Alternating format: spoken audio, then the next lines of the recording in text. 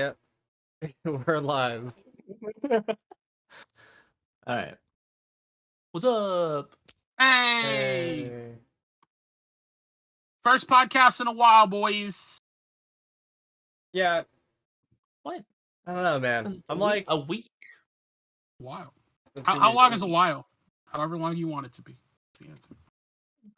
Anyways, we back. We here.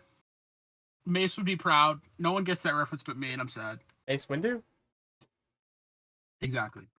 Black people out there, you know what I'm talking about. But anyway, Mace, the rapper. Welcome back. Anyway. Yeah, no, I have no clue. What? So Yeah. Mace Windu. No. as a very white individual, Yeah.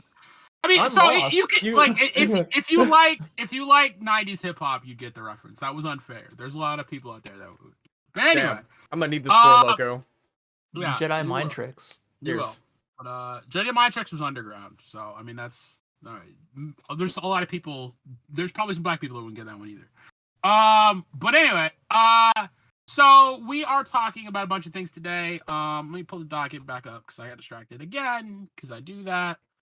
Be sure we have our She-Hulk review. Yes, we have our She-Hulk review. It is podcast 37. We are doing Comcast taking G4 behind the shed and shooting in the back of the head for the second time. Rose back from the dead, like any good Revenant would. And of course, gets taken around back of the head and shot again because that's what you gotta do to zombies when they come back.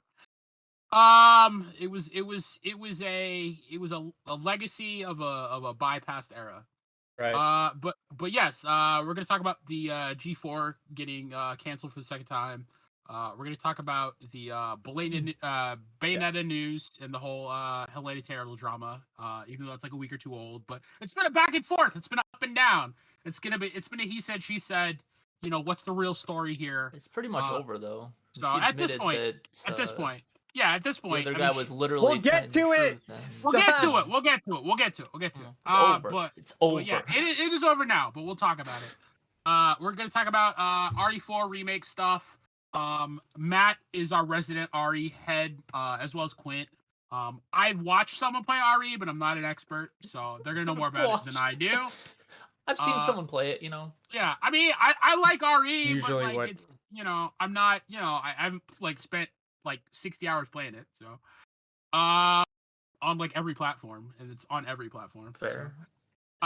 So yeah, we'll talk a little bit about that, about remakes in general, and the RE showcase, and then we're just gonna round out with some other whatever dumb stuff that has happened in the last 2 weeks. That'll probably be it, but we'll see. I mean, we'll see what happens. We'll see what happens for time.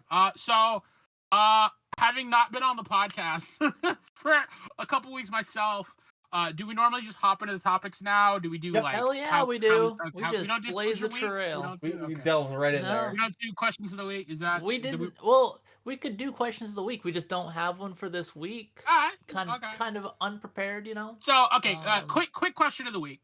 Backlog standard. Really quick one. Did you guys do anything for Halloween this year? Anything? Tomorrow.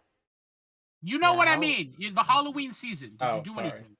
Did you go to any parties? Did you eat candy? Nope, I ate candy. Did you make a pumpkin? I'm a child. Make a pumpkin pie. Ass man, sir. Carve a jack-o'-lantern. Anything. What did I do? I wound up watch a horror movie. I wound up staying home. I edited some videos. Were they spooky videos? They scared me. Hey, the editing scared me. Yeah. I was supposed to get this, I had a good lead on an apartment.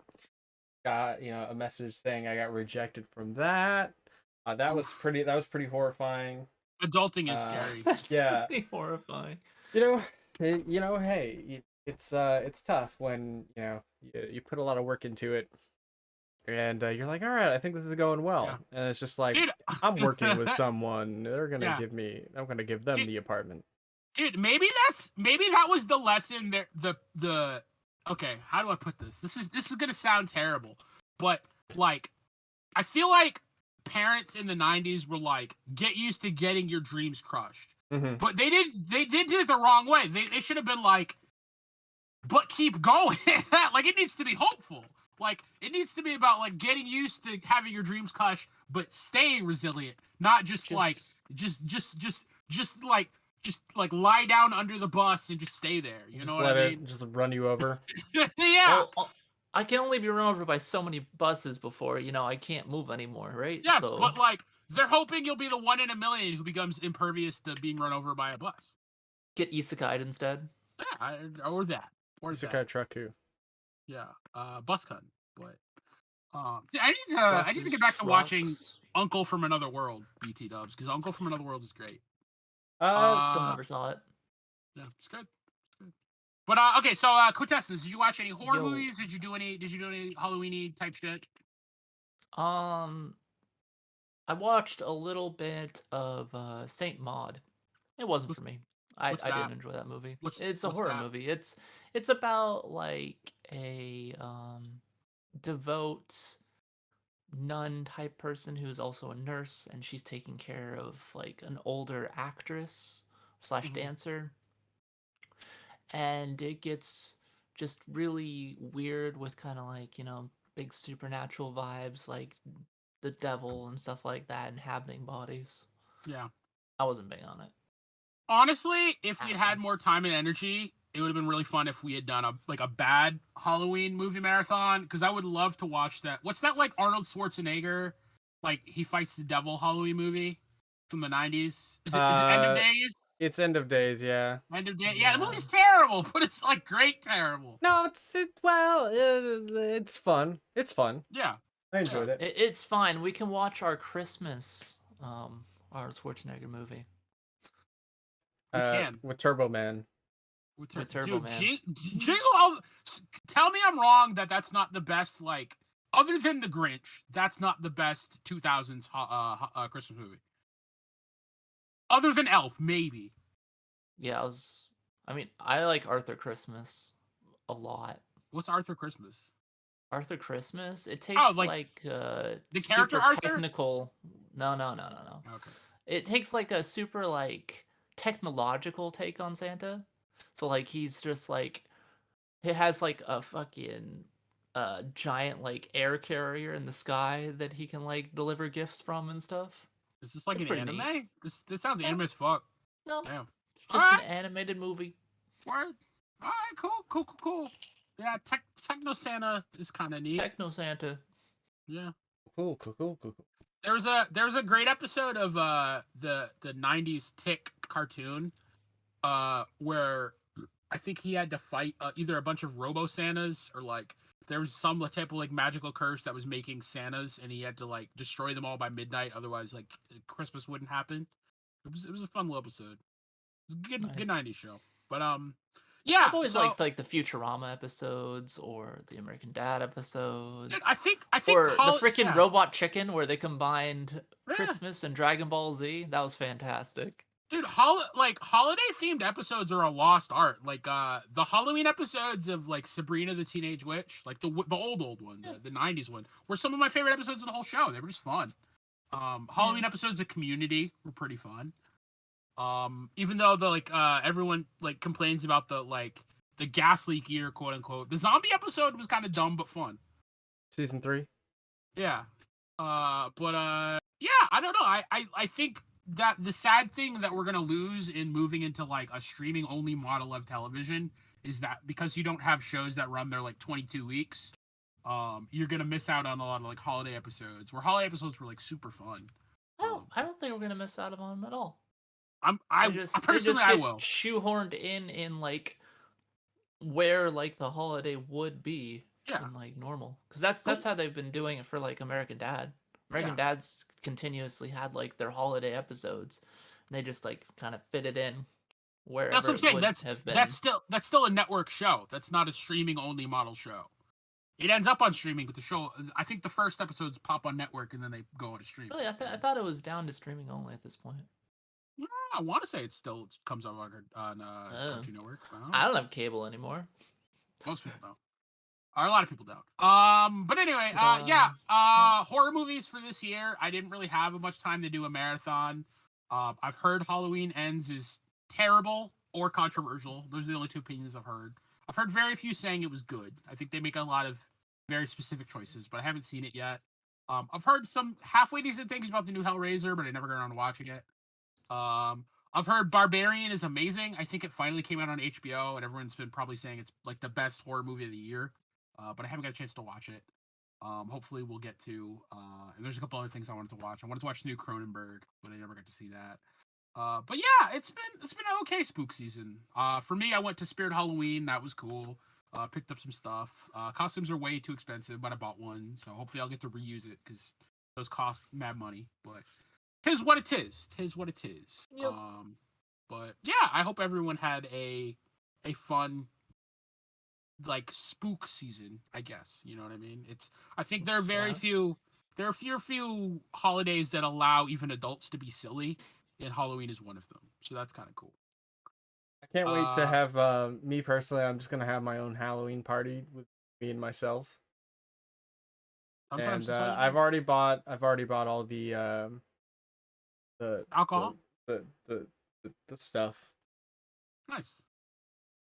You got all your costumes behind you? Right there? I got costumes behind me. I got all the decorations, and yeah. For anyone who's listening to this on audio, Matt's like hanging closet is behind him, so that's the joke we're making. That's But anyway. Hey, you know what else spooks me out? How about She-Hulk season 1? Whoa, that was scary. How about that? Whoa. Yeah, I've only wasted like 15 minutes, guys. Yeah, only. That's not even. Hey, you know what? Done. That's not even. That, that's It's been like 12 minutes. That's not even a record for you. So. Yeah, it's not. It's not even close. Like, I'll just waste 40 minutes talking about Street Fighter. A game he doesn't play. Yeah, yo, so how about that? How about that? Yo, Red, thank you for the likes. What'd you guys think of She-Hulk? August? No, actually, no. Quintessence. Is it my turn again? Quintessence. Why don't you talk? Me? Yeah. Okay, so I wasn't the biggest fan of She-Hulk throughout its run. It never really like wormed its way into my heart or anything like that. I felt like its strongest episodes were actually the collaboration episodes. Between who and who?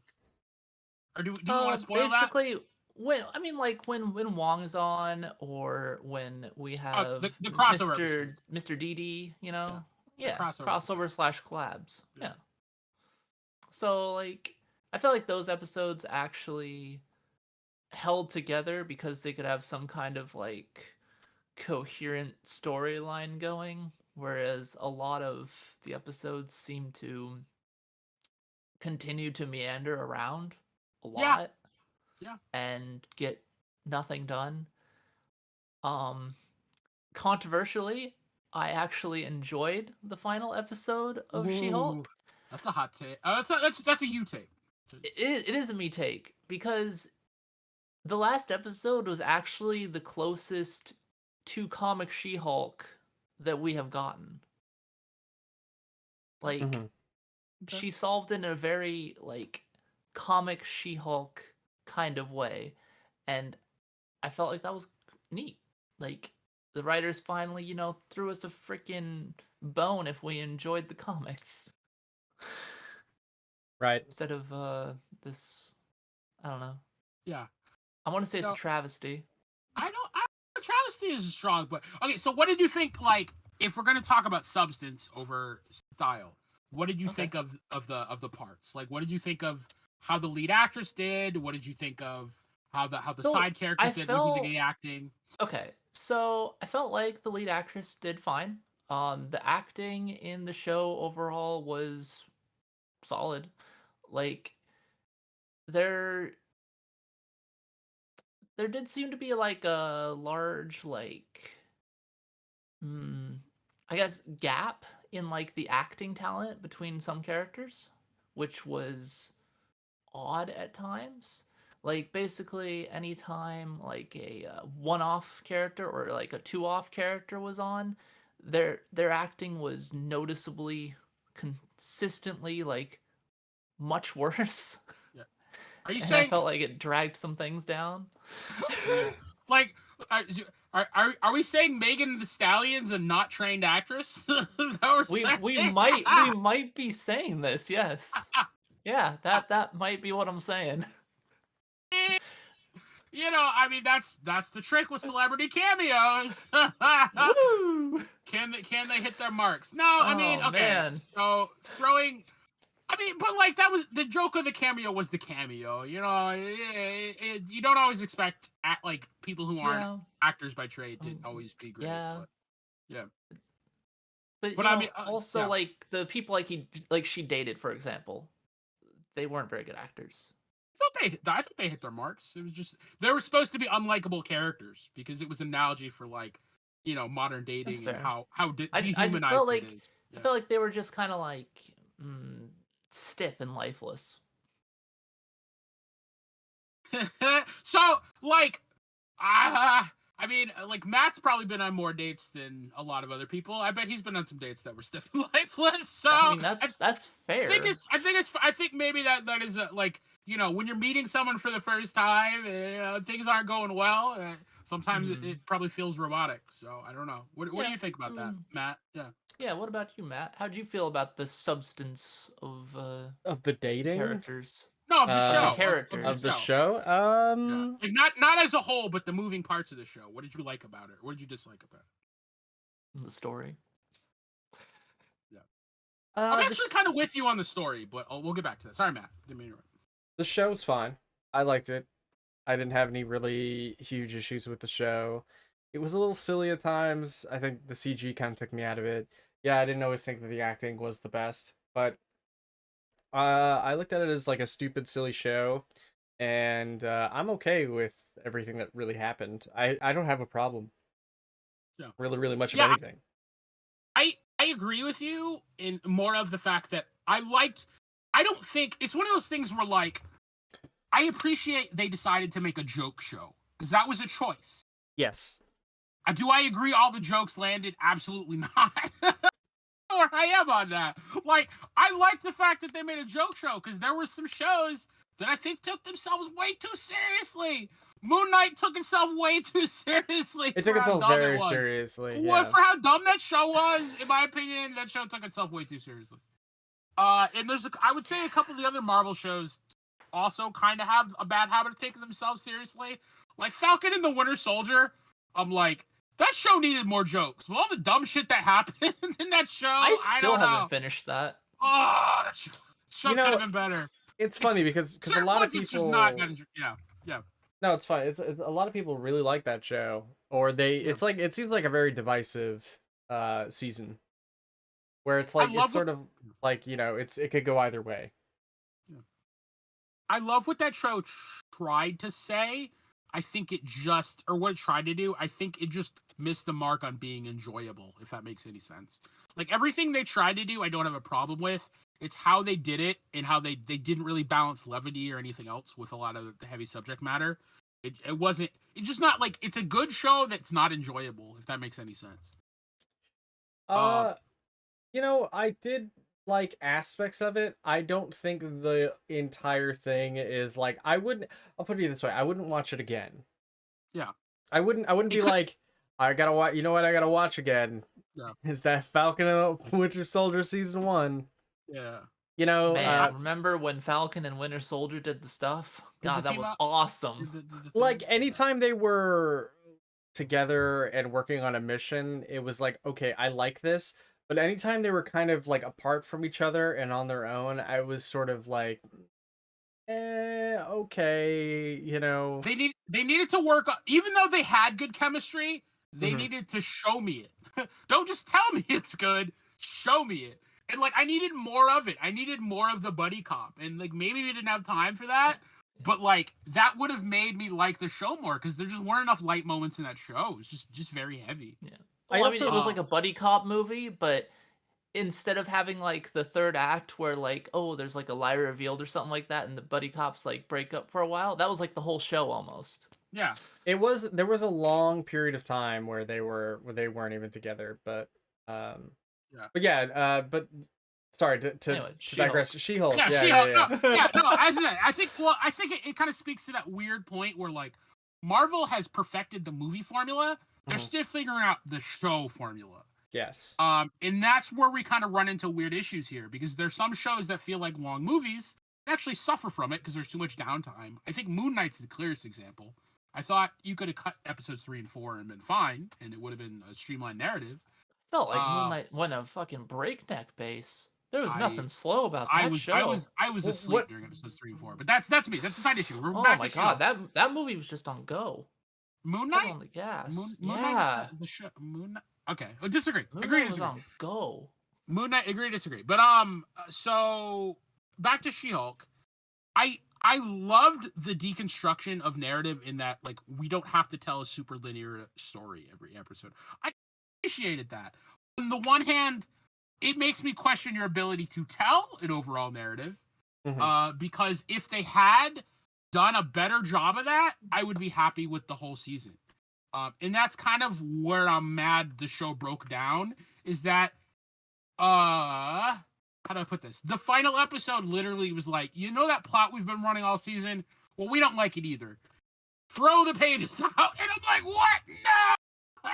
That's so anti-narrative. It's like, why? Like, I actually cared where the narrative was kind of like, give me an idea. Give me a, like, what would have happened. Give me a, like, okay, we wanted to change the ending to this, so it's this. But no, literally they're like, okay, we're going to do this big meta joke, then skip the ending, and then happily ever after and throw some Easter eggs into the next thing. I'm like, you can't just ignore the plot you've been building all season. The last episode triggered me on a narrative level, because it was so anti-narrative. It's just like, wait a minute. So you're just basically saying, fuck your own storyline? Like, you can't. I don't know if that's allowed. I don't know if that's proper form in writing, to just being like, no, we reject our own narrative. I'm like, is that a thing that you can do? I don't know, dude. Like, to me, that seems gauche. That seems bad form as when you make literature. I think this is it. It's very, sorry guys, hold on. I gotta close the door. So this is a very August problem, and I'm not saying you're wrong. It's just like, if I was gonna pick a reason why you'd be upset about the show, it would be how something isn't ordered the way you want it to be. And it's like, obviously the story is like, it builds up a narrative, and then essentially it's just like, all right, well, we're gonna flip this whole thing on its head. And of course you're like, no, you did this thing, you committed to it, and you gotta finish it. And that is like the most August, I'm mad about this, that they didn't commit to this thing that they started. So, to me, that's like a big you-ism. Fair enough, thank you for the likes envelope.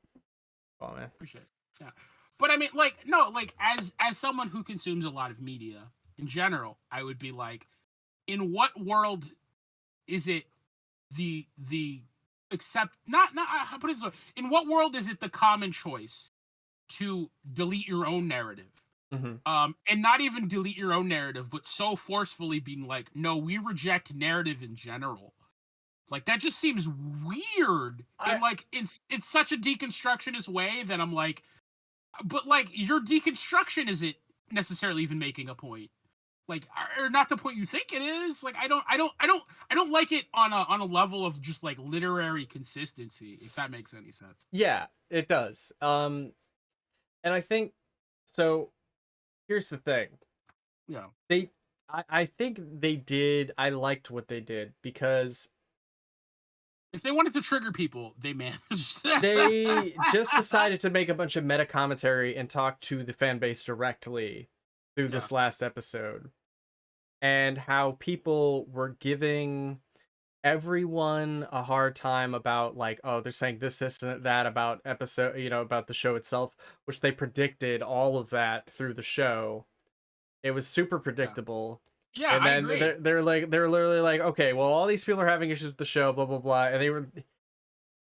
and then they also like addressed the issues with Phase 4 and how essentially it's like they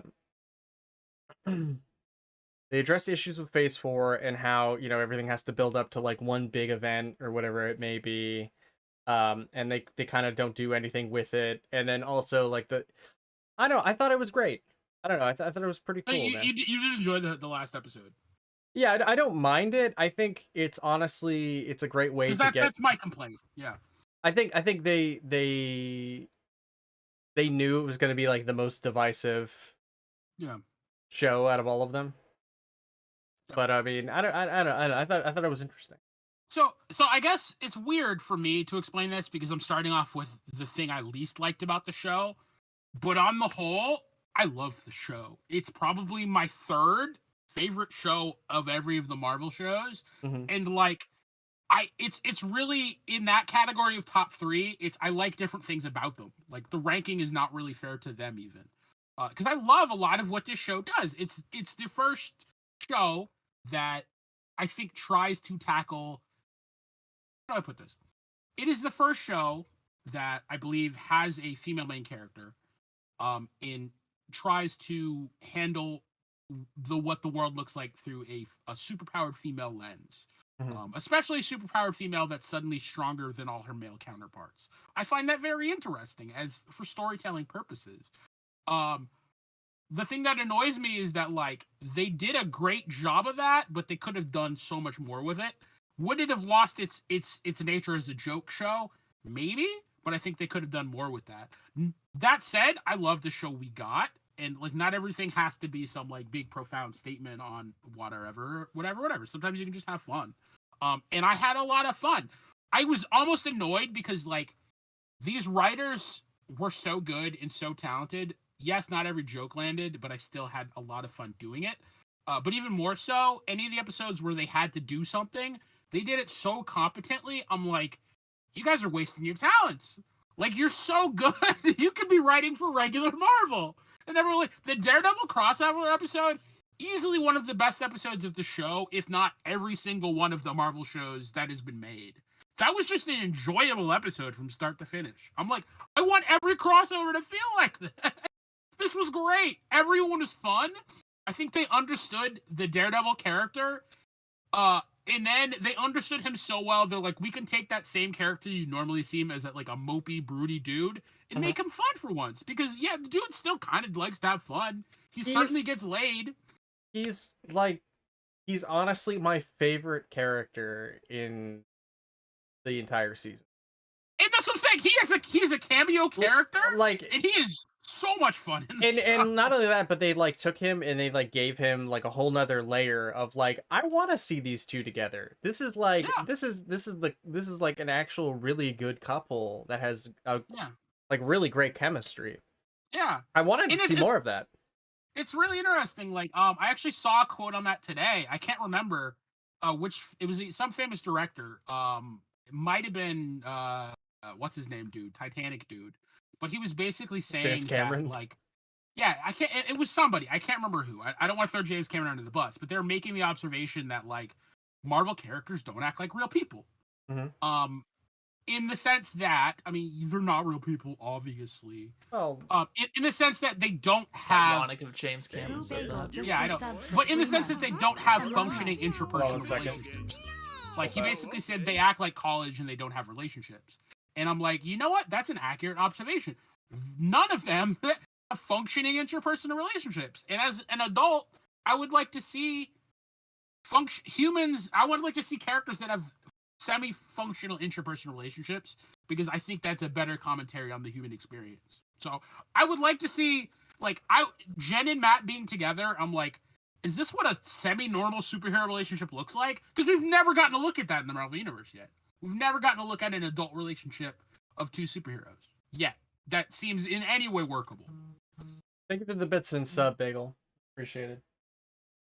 Like, we had hints at Bruce and Natasha could have been a thing, but it was Avengers 2, and that movie already had too much going on. We didn't get anything there, really. You know, We get hints of relationships, but we don't get a visual of what it looks like. What, and that's the thing, is like, I think that, in my opinion, my personal opinion, I think She-Hulk is probably like so far the best fleshed out female superhero that Marvel has ever had. It's the most human story, even. and so I think she's the best fleshed out female superhero, because when you look at someone like Black Widow, and even like maybe Kate Bishop has like probably maybe the second best, and then maybe Black Widow's sister, and it might be around the same tie between her and Black Widow. I don't know, but I just don't like. I wasn't really drawn to this character because they weren't really given any kind of, I don't know, they weren't given much shine really, other than, well, she's like somewhat of a caring person, but she's also like a tragic character, but she's sacrificed essentially. I don't know. Yeah. I think that this shows how much potential that story could have actually had, and like how bad that movie actually was. Which movie? Black Widow. The movie Black Widow. Oh, I mean, bruh. Like, I don't think it's a terrible movie. I just think it could have been so much better with that's I think that's why people like Yelena a lot better, or are going to, once they get more Yelena. She's hilarious. She feels like a real human being, though. Scarlett Johansson's character just doesn't. She's far too understated. In the character as written, you don't know what their internal dialogue is. And like maybe that's a problem with writing or showing superheroes in general, because superheroes are written to perform a function, and then they're written as, they try to make them human after that, but like a top-down approach, whereas She-Hulk felt like the first bottom-up approach. Like, we're gonna make a character that's human and relatable, and then give her superpowers, and then wonder what she would do. And that's a way better character study, because A, it's more relatable, B, it's more interesting. So I mean, I know we're getting to the level of like narrative analysis, but at the same time, like, I think a lot of people connected with She-Hulk because she's simply a relatable human being. Like, you see her being depressed, you see her do all these other things that is a human experience, versus like Black Widow. Like, you don't understand her internal whatever, because that's not the way the character is written. And if you did, it would be really depressing, because their childhood is all trauma. For whatever reason, too, with the Black Widow movie, as well as like whatever it tried to do and make me connect to that character, it just didn't. It was bad. It was a really weird movie. It just wasn't. Yeah, it was kind of a bad. It like came, and I think it also came way later than it should have. Obviously, with should have come before. Yeah. Is it Infinity War, or is it Endgame that she sacrifices herself? I can't remember. I think it's Endgame. It's Infinity War. Is it Infinity War? It's Infinity War, because then what's his name does the whole Ronin thing, right? Yes. No, it is Endgame. It is Endgame, because they go back in time. Yeah, no, you're right. It's Endgame. Okay, yeah. I just think like they would also have her play like a lot of different like characters after. They kind of like have her be like these sort of filler, padded characters. Like, oh well, now she works kind of at Avengers HQ, and she kind of connects everybody together, and it's like, all right, well then, but who is she though? Like, other than a stressed out individual? I don't know. But yeah, like I thought they did a great job. She's the first superhero that I want to see. I felt female superhero that I felt was fleshed out well. Yeah. I'm kind of bummed that I want to see her in a movie, but also like the amount of the pace that they hit with this show with her, I'm almost like, don't ruin that. Like, just let her be a lawyer, like a street lawyer, a street superhero. Like, let her do her own thing. Maybe not even like have her be an Avenger, because then you have to like make so many different. I don't know. I almost don't think that this phase is ready. I don't think this version of the Avengers is ready yet for that to even happen. I think that's kind of the joke that was made in the final episode, is Disney is now, for better for worse, it's a thing. It's almost the Google of movies, or at least it's the Google of superhero movies. It's staying. But how do we manage that? I mean, I think now it has so many moving parts. I think it's actually starting to hurt the movies. You're seeing how the movies and the properties are getting weaker and weaker and more diluted and less able to tell a great story, or at least a story that connects with everyone. Because it's so big now. There's so many moving parts. And I think writing characters like this that are intrinsically relatable to people are a step in the right direction. But that takes more care. It takes more delicacy. It takes more work to make writing that good. And I would worry that if they rushed her into a movie, they would just make her how Bruce was in the first couple of movies, where he's a plot device more than he's a character. He has a character, but he's definitely a plot device. In Avengers, he was definitely a plot device. Avengers 2. Yeah, and you can't really say that Hawkeye is too much better either. You know, I mean, I guess Hawkeye got his best characterization in his own show. I mean, I would even argue. I mean, hey, look, I'm not the best. I don't really like Hawkeye, so. I loved Hawkeye. Goddamn. I mean, I wish if it was called Kate Bishop. I mean, I probably. But it was, so that's what I'm saying. This was, to me, this was like. I don't think the show is about Hawkeye. It's not. But that's what I'm saying. Throw Multiverse of Madness in the trash. This was the best, let's train someone to be my replacement show Marvel has made. Hawkeye was easily the best, like, I'm going to train the next me that they've done so far. Because it shows the differences between the two, but at the same time, it shows how one can teach the other how to be a better hero. I don't think and they can both teach each other, honestly. I don't think that Multiverse of Madness was intentionally made to be, this is my apprentice. I don't. It wasn't. It ended up being. No, what it ended up being. No. Because American Chavez isn't like the Sorcerer Supreme. It's it just introduces another character. You're saying like introducing a new character who's essentially acts as the MacGuffin to the show, to the movie. Yeah. Who becomes the Sky Portal? I don't know, not really, but wait, was there a Sky Portal in that? I don't know. Let's. It doesn't matter. Sky Portal jokes aside, She-Hulk is great. I love She-Hulk. I liked it too. Some of the jokes could have been funnier. She-Hulk is great. I love the idea of let's write a show from the female perspective and see how that is. Like, maybe men would eventually start to understand that, like, you know, it's not all fun and games for women. I don't know.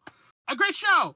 But at the end of the day, I think it could have been better executed. I wish they would have gotten more episodes, because the 30-minute count was like, man, it's over too quick. I need more. Like, it's like cracked to my system. Like, if it's like, we only got 3 episodes, but the episodes were half the length. You could have given me another 3 episodes. I wouldn't have complained. I thought it was perfectly fine in length. I would have taken a couple more just because I had so much fun with it. But I mean, I realize that's not. They didn't have any story to tell. Ooh, and that's the point I was gonna make. Give me a little bit of an overarching story. Like, give me a hit, because I don't know what happens now. Is the blood just completely thrown away? Are we ignoring that narrative? Probably not, because we just recast Thunderbolt Ross, which, spoilers for comic people, or people who don't know the comics, if you know anything about Thunderbolt Ross, eventually they do get a sample of Hulk's blood, and they make the Red Hulk out of that, and that becomes Thunderbolt Ross, and they just cast Harrison Ford as Thunderbolt Ross. Rest in peace, William Hurt, who played the character previously. Oh, wait, he passed away? Yeah, William Hurt, the guy who played Ross, you see him in Black Widow last, passed away, unfortunately. So I'm surprised like Harrison Ford would even be, because it seems he's super old. Yeah, I don't know why. No, not that he's super old. It just seems like he hates being in movies.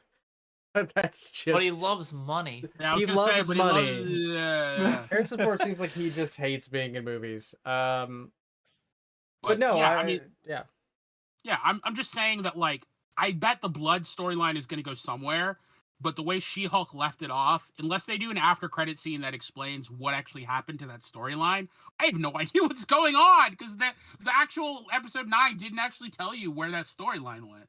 It made up, like, this is how it could have gone, but then they threw it away to jump outside of the show dimension, and then I'm like, okay, so what actually happened? I don't, you know what I mean? Nothing happened. So that's my point. The thing. That's my point. They essentially. Here's my son Scar. It was just one big lead up to, like, a joke finale. That was all. But I don't think it was a well executed joke, because I think a well executed joke still answers every one of your questions about being funny. And I'm like, okay, this left me with more questions, and I didn't laugh because now I'm confused. It was trying to make a statement Yeah. And I think it did. Yeah. I think I did what it set out to do. It's saying, hey, look, Marvel isn't, it has problems. It's not perfect. The fan base is kind of shit sometimes. It's, Yeah. So you could have done that without without making a confusing narrative, and that's what they did. But I agree, every point they tried to make about Marvel fans, mm-hmm. hold on, it was great. It was true. Yet I feel like you still have a responsibility to storytelling to answer what's happening in your narrative, and they just decided not to. Yeah, but what are we doing? They had to take her power of the fourth wall break to the next level. Okay, that's the thing, man. She became a mega level mutant. Yeah. That episode. So, but I was okay with that if she had been like, okay, so this is how I want my story to end. But she actually ended the story. She didn't just jump to this is how I want the epilogue to end. You know what I mean?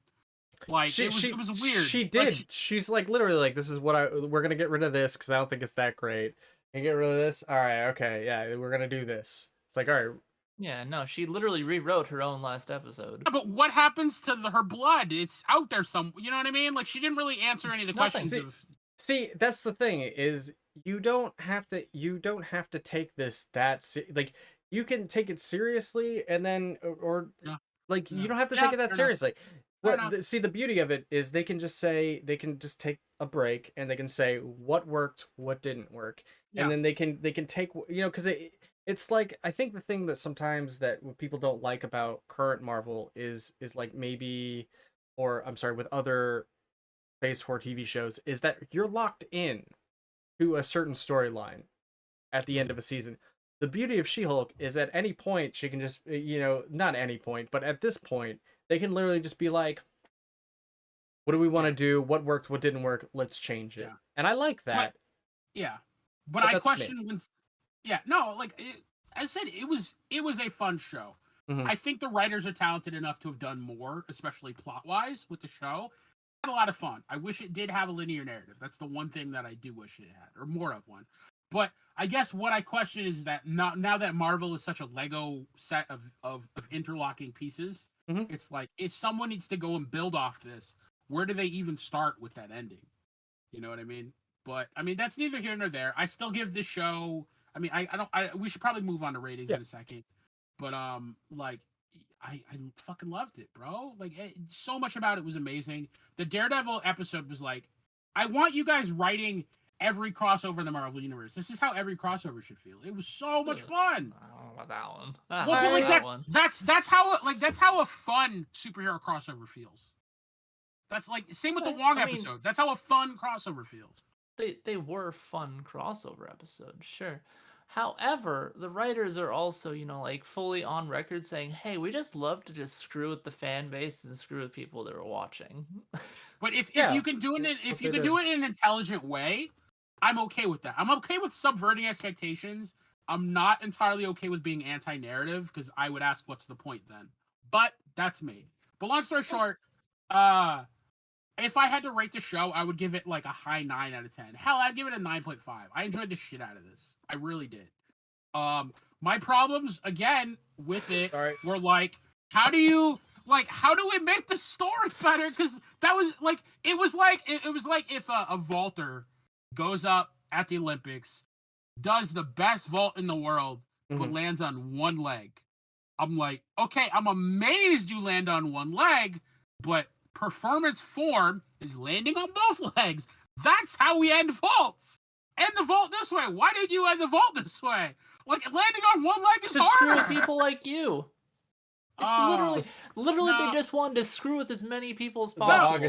They even said it. They've even said it. They're like, we just love screwing with people who expect like an actual story. You can't assign all of that to active decision making. Sometimes it's just like they just decided that the narrative didn't need to be all together. And I think they were wrong in that decision. But that's me. Their decision was to have fun and just screw with people. So that was it. August, you're saying you give it a... Sorry, man. He gave it a 9.5? I give it a 9.5. That's a strong rating. I had fun as fuck. I loved it. I enjoyed it. I don't know if I would give it that. What would you give it, Quint? Okay. Oh, yeah. By the way, the 70s opening in the last episode, Chef's kiss. Chef's kiss. I did really enjoy the 70s opening. Like, it took me a second. I was like, oh, they're just remaking shot for shot the old. Okay, I get it. I get it. It's a good joke. Deep cut. But I think I would give it.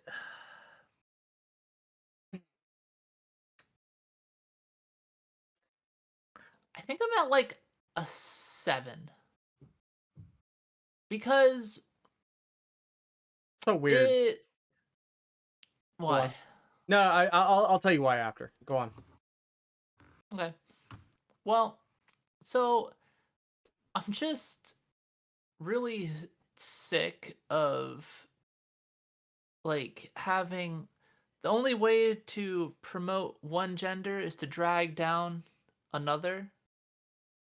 I'm just so over it. It just goes back and forth, back and forth. And we had a lot in this season of guys dumb. But like, people are dumb though. I feel like that's not fair. Like, everyone makes it dumb. I think they're using observational humor. Guys dumb. I don't know. I disagree, but there's a lot of like guys dumb trope. It's and I'm not a fan of that. I'm not a fan of like the girls only pretty and stupid tropes. I don't like any of these like gender tropes. They all just annoy the crap out of me. I hate them. Okay. And She-Hulk leaned pretty heavily on that for like a good few episodes. Let's see. The narrative was all over the place, but it was still kind of like a fun mishmash, even though it was just a mess. It's just whatever. You just kind of sit back and have some popcorn and watch it. It was very like Rick and Morty, where each episode was just a different weird thing. But like I guess that's okay. Yeah. I mean, they would introduce things and then just throw them away. Like they introduced the Asgardian wrecking crew and then just threw them away. Yeah, I didn't like that too much, but maybe they'll bring them back. I mean, I don't. Well, so they weren't. That's the best part. They were not the comic wrecking crew, which actually have superpowers, I believe. At least the original iteration. They stole Asgardian tools and were using them. Yeah. In the show. But the Daredevil stuff was good. The Wong stuff was good. I liked the last episode for the most part. The writers just really wanted to be in an episode. You know? Yeah. Like, sorry. I don't know. Oh, my favorite character was Luke. I loved Luke. I thought he was fantastic. Who was Luke? Luke Jacobson. He was the designer for all the superhero suits and stuff. He was fun. He was a fun sassy character. bitch. He was a fun character. And he was fun. The dude who was his shitty customer, like the frog dude, that was hilarious. Yeah. That was all part of the Daredevil episode. That was a funny gag. He felt like he could have been in like fucking I don't know, like Community or something. Yeah, he okay. Or Kick-Ass, yeah, but like he just felt like a big old cartoon character. He really was. Even his lair was basically like a cartoon character. And then I liked how like they took that scene from, I think it was like the first few episodes of Daredevil, and they're like, okay, we're gonna do that first few episodes of Daredevil, but then we're gonna like kind of make it a joke a little bit, where like She-Hulk just comes in.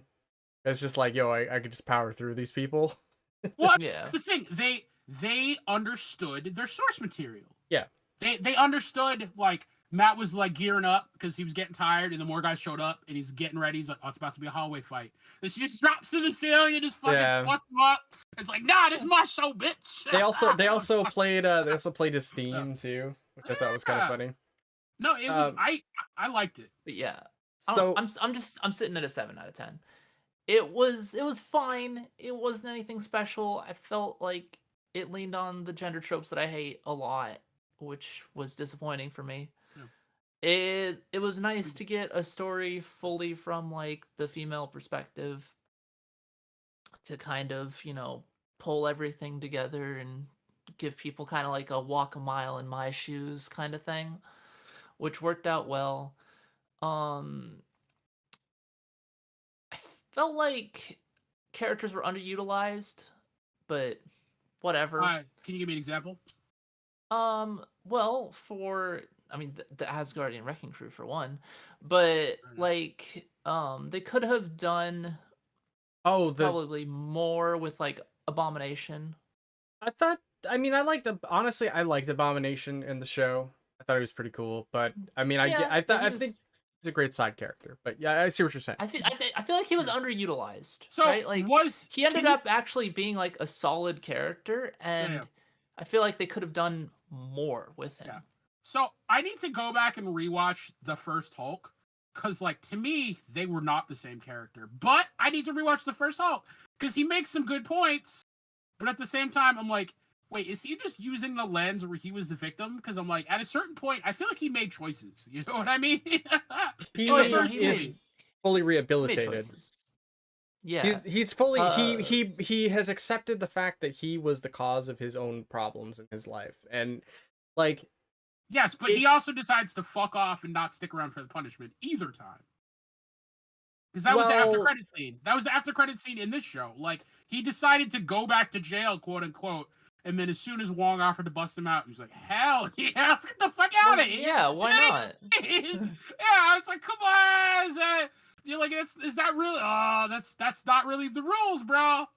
I mean, he also he's still not a great person. What surprise! But backlog. Where are you at? Where are you at? I'm actually at a 7, which is weird because I don't see. I feel like you liked the show a lot less than I did. So it's like that's why I'm saying it's weird for me to say 7, because the barometer is like, it's weird how it doesn't matter. So it's a 1 out of 10 scale. Who the hell knows, man? It's a weird scale. But yeah, man, I think the only other thing that I think wasn't mentioned was the CG was kind of whack at times. Agreed. Oh, and CG was super whack. It was weird at times. It felt like a 3D hentai or something like that, like type quality. It wasn't great. It was also like a lot of uncanny valley type stuff. But yeah, I don't know. Anytime you saw like She-Hulk with like a real person, you were just kind of like. Even She-Hulk next to regular Hulk, I'm like, the regular Hulk model looks great. The She-Hulk model does not look great. Yeah, I mean, maybe it's almost like they can kind of reuse some stuff. Reuse some assets. Yeah. I mean, but other than that, yeah, man, I thought the show was great. I had fun. I'm interested to see where season 2 goes. I'd say this is like right below probably like Loki for, one of my favorite shows. Yeah, what do we have up next on the docket, David? Oh, they also casually introduced Scar. Right, yeah. By the way, I have a son. Yeah. They just casually threw in like a super important character. As a wrap up, this has got to be it though. We got to go. What gags do you think they should have done? Because I would have loved if they would have done for the whole episode the male Hulk from like the 70s one, because that was a dude playing the Hulk. Like the baddie bundle version of the Hulk, like the Lou Ferrigno in the beginning of the 70s opening. I would have loved if they would have kept that going for an episode, just not made any comments on it. Like, that would have been funny as like there's just some gags that I wish they would have done. I think it would have been amusing if they just for one episode just painted Jen green and just like gave her some like shoulder pads and been like, oh yeah, she's She-Hulk, very Lou Ferrigno style. I also remember they brought up fridging a character, which is I don't remember that. I can't remember what I feel bad because I believe like fridging is like a term that's like a sort of like misogynist term in like comics where they kind of like disregard a character, like a female character of some kind. Oh, close. Okay, so the original term is when you kill off a male character's love interest for story purposes to motivate the male character to do something. Yes. So yeah, Spider-Man, Gwen Stacy. Yeah, it is kind of. Well, I mean, that's not. I think the main example is actually from Green Lantern, in which one of the Green Lantern, I want to say it's Kyle Rayner, his girlfriend or something. Yeah, he finds her dead body in a fridge, just to like keep the story going. And I'm like, well, that's. I mean, upon examination, that's kind of fucked up because it only ever happens to female characters. You know what I mean? Yeah. But yeah, I mean, even if it happened to male characters, it's like. So what is that saying about we have to murder characters to keep the story forward? You know what I mean? Yeah. In that way.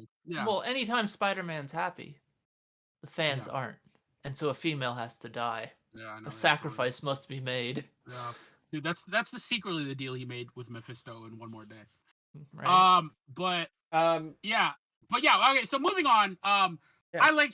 We all like She-Hulk. We all liked it in different ways. It was a cool show. We got other topics to handle. We can Marvel nerd out at another time. Let's move on. Yeah, man. What do we have next on the docket? G4. Yeah, G4? I'll let you guys start this because this was a shit show.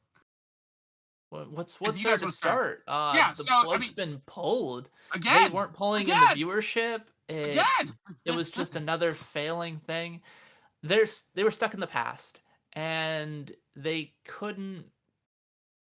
I guess they couldn't find their footing, and they just tried doing the same stuff they did before. But we already have these days so many other options to get the kind of information that we used to get from G4. Yeah. It just doesn't really work anymore. Yeah. It was doomed to fail from like second conception. I agree. It's so weird because it's like what new analysis on the business logistics, on the business model of game themed or related streaming did you think you had that the other people who had a channel that went on for years wouldn't have had? Because like you're assuming they failed because of mismanagement. And yeah, management might not have been perfect, but no, like the model was moving away from that. Like I think at a certain point, like the people who own G4 had to like throw money into it to keep it going, which already means your model's unsustainable. You know what I mean? So it's like, again, it was like one of those things where like the G4 as it was a relic of a bygone era. Unfortunately, everyone's doing that now.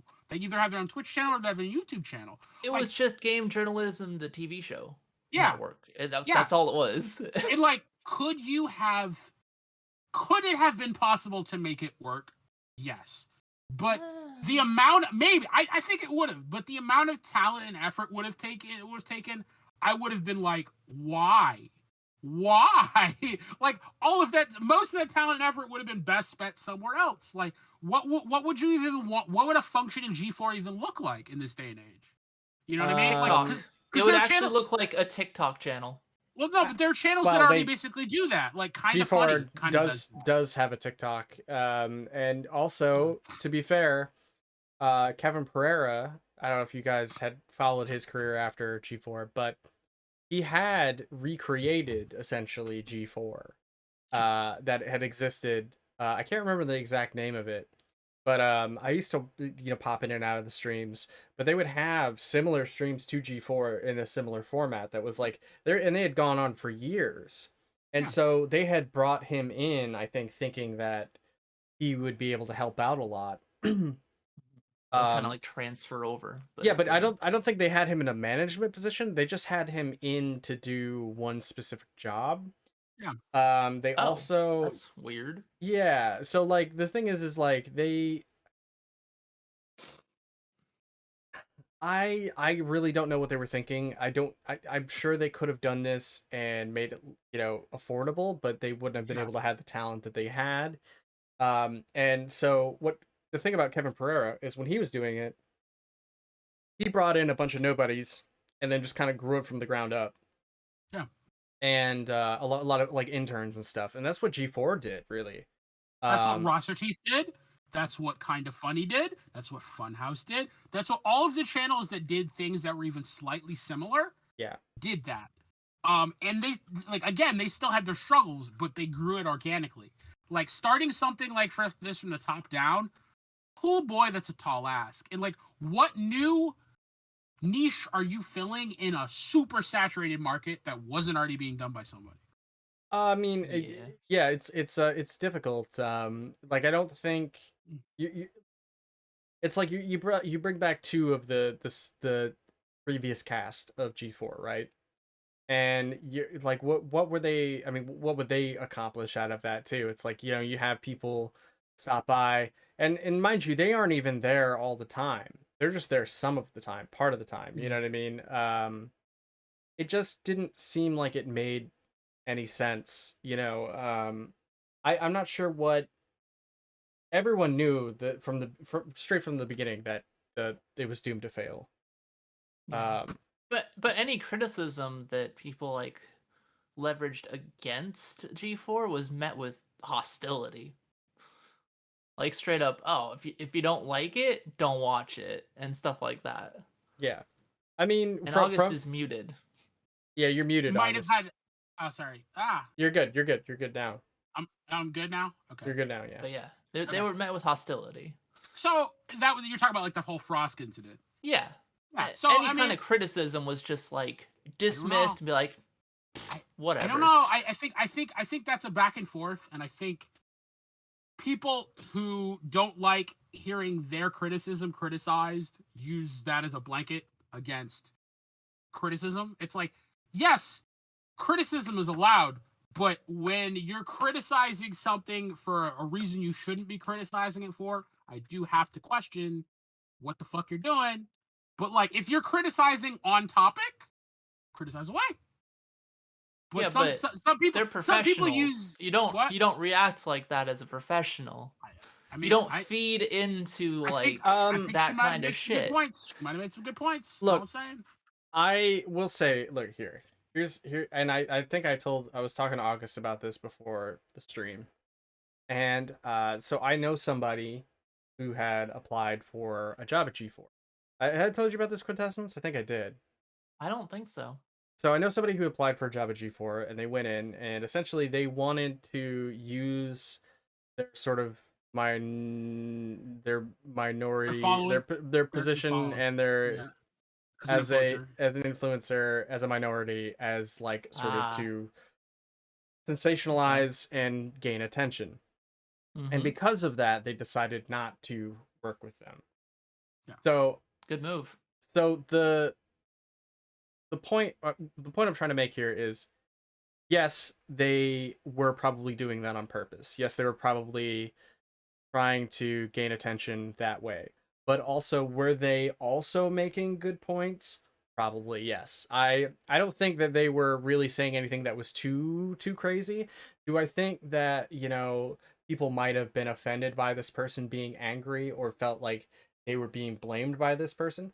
Maybe, but really you're not. It's okay for other people to, I'm not saying you in particular, but people may feel like they're being blamed. I don't think that was the case. I think that she's just trying to say, when you have so many different voices coming at you from like, you're like, imagine if it was just me on screen and I'm just talking to people and everyone's like, oh, you're this, you're that, and it's like, you have a lot of opinions. Like, we get comments on our YouTube videos about how, I don't know, they're mad that we don't like the first episode. I didn't like the first episode of Gundam Mercury, which from Mercury, right? Yeah. Right? Yeah, people taking personal offense to things that aren't directed at them is like internet 101, and it's insane because it's like, I wasn't, I get you. It's my opinion. You don't want to feed the trolls. Right? But sometimes you guys, they're trying to say that stuff to get like a rise out of you. But sometimes you're getting paid to feed the trolls. You know what I mean? That's fair. Yeah. And sometimes you have to address a group at large. You know what I mean? Like, stop. Like, don't take offense to something that's not specifically. It's about the overall. Like, a comment to the universe is not something you specifically need to get offended about every time. Yeah, I don't think. Basically, I don't think she has her valid points. Because she's angry about that doesn't make her. I don't think that makes her wrong. I don't think that makes her a jerk, because we all don't really know her at the end of the day. You know what I'm saying? Like, she could be a great person. I don't know. I'm not gonna judge her off her own sort of pent up anger about something. It did get. I mean, I've watched her for years when she was like doing like commentary and stuff, casting for like League of Legends games and stuff like that, because she was always part of like the after game like reviews and things like that. Mm-hmm. Yeah, she's always kept like kind of she's always been pretty chill for the most part. Well, I mean, again, it was just out of character to just kind of like snap like that. Yeah. Her take was definitely hot. Did she make some good points? Maybe. It was but spicy. I mean, at the end of the day, G4 probably was always doomed because it was a shit business model.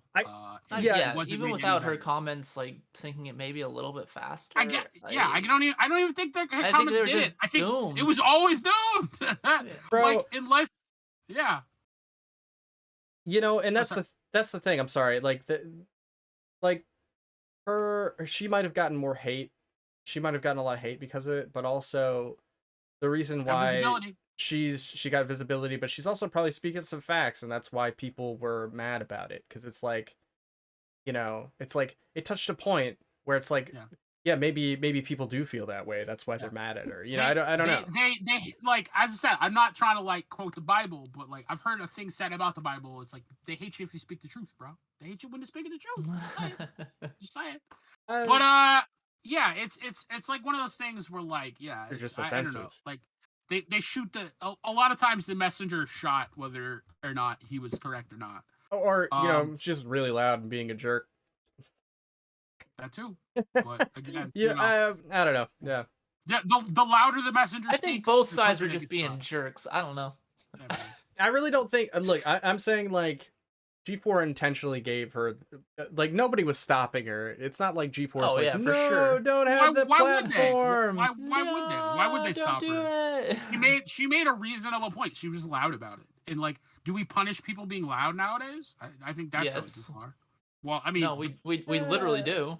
But depends on what they're being loud about. But yes, Kanye. Conversation. Yeah, Kanye is very loud lately.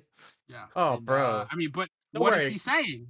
Don't worry. Exactly. Did you see that? Did you see that video I posted about how somebody took Elon Musk's tweet and they put it like, do you know Kaiser Neko?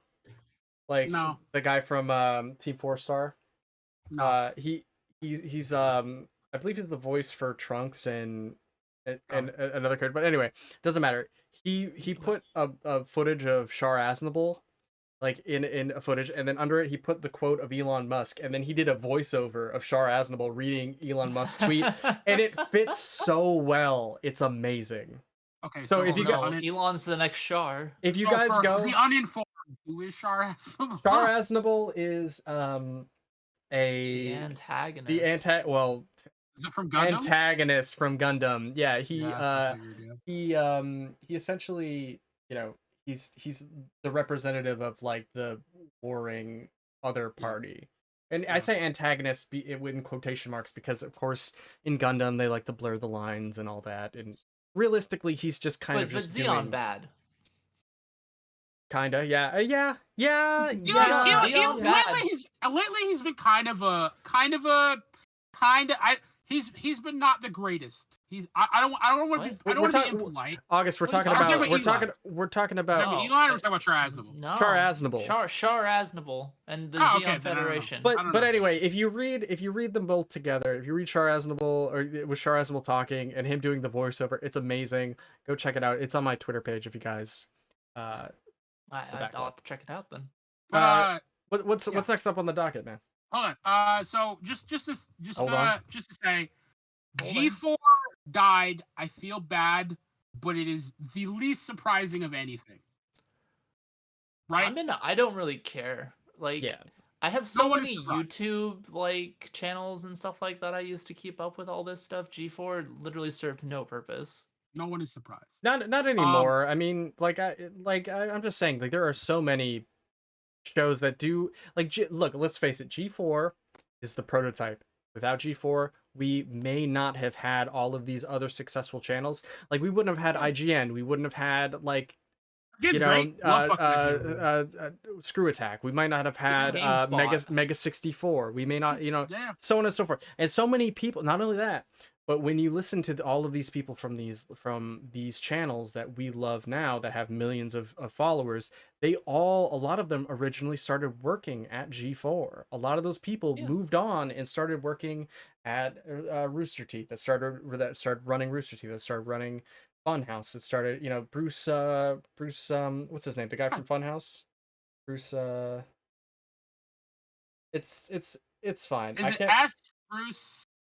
No. It doesn't matter. But anyway, he originally worked at G4. This is on channel now. Yeah. Even Chris Hardwick used to work at G4. Olivia Munn. She's an actress now. Who's an actress now. So many people that were really, really good. But anyway, the thing is, right? They take like 30 minutes to give us information that now we just digest in like 5 minutes from somewhere else. And that is kind of the problem with journalism in the media age. G4 was just in the middle, but now they're outdated again. So it's like, why? Like, unless you're going to be the next SNL, which maybe they could have turned into that. I don't know what we're doing here. That seems like a stretch. I don't know. I don't think about that. Dude, I still understand how SNL is still around. Someone explain that to me, please. I don't get it. I mean, granted, I guess you can go to watch celebrities do stuff, but I mean, anyway, that's neither here nor there. The SNL only exists for people that, I don't know. Dude, I'm not springboard into other comedic fields. I'm not unconvinced. I'm not unconvinced. Lorne Michaels is like grandfather. No, he's a lich, and having the show on TV keeps him alive. Oh, okay. All right, man. Hey, what was next on the docket? All right, so next on the docket is the RE4 remake. Damn it, we picked way too many topics. What? No, it isn't. Isn't it? Next on the docket is Helena Taylor. I'm skipping. Okay, yeah. Helena Taylor. Okay. Tim, we picked some meaty topics today, and we went way too deep on the She-Hulk, but we'll keep going. Helena Taylor. I said it would take a long time. Yeah, but I didn't think it'd take that long. We'll be Bayonetta's voice actress, Hellena Taylor, explains why she's not in Bayonetta 3. And yeah, I mean, dude, this story has gone back and forth. It's been crazy. I think it has finally settled down now. When she agreed that she was offered more than $4,000, because I think in the video, in the way she said it, she was only offered $4,000. Later, of course, when someone came back with the counterclaim on what was closer to the truth, she countered. It's like, okay, well, I wasn't just offered $4,000. And I'm like, why did you say it was like that then? Because she wanted to garner the pity. Yeah, I know, and it was dumb because now everyone can see that she was simping rather than bringing up it's so frustrating. Listen, she was offered $4,000 a day. She was. A day. Okay, so no, I thought it was the way I heard per session. It was per session, but it was only after it was only like 3 sessions, right? So it was it was like 20. Sessions. I think she was getting somewhere around $20,000 to do that. Okay, so let's not throw out a number till we know exactly, but like having read her quote unquote confirming tweet, basically I think she was offered $10K. She turned it down. And then I think they offered another 4,000 later, so it's somewhere between like 14 and 16. She was offered totally. That I'm aware. That's not what it's fine. She was offered somewhere between, it was like 16 and 20K. However, she refused that, and she's like, "No, I want 6 figures. Bayonetta is mine. I am Bayonetta." It was up to $20,000. And they're just like, oh yeah, no. So this is what I'm annoying because this like the way the story has come out. Okay, so I'll put it this way. I could almost liken this to what had just happened, unfortunately, in the. Well, I'm not going to say unfortunately, because I'm not a legal expert, and we don't know what happened. I'm trying, bro. We're not gonna make it, bro. We're not gonna make it. We're already at an hour 30. Listen, I'm not saying we're not gonna make it. I'm just saying make your fucking point. Come on, yeah, guys. make your point. My point is like I would say this is almost similar into the idea of what happened in the Kevin Spacey Anthony Rapp case, where like you want to believe the witness up until the witness was like, well, I made this part of my story up, and it's like, well, because you made this part of your story up, I now can't believe your whole story, even if part of it was true. Like you do realize you just fucked yourself, right? I mean, and like she's poisoned the well. No one's gonna want to work with her again. That's the problem. Like that's the problem with like her just simping so hard for attention and going out so far on a limb for this. I don't see how it's simping, but I suppose if you watched her video, she was begging people to boycott very emotional. Yeah, because. Okay, she wanted to garner all that pity, She wanted to like make them regret not giving her 6 figures for her voice, right? Which is outrageous because the games don't sell only like a few million copies max. Yup.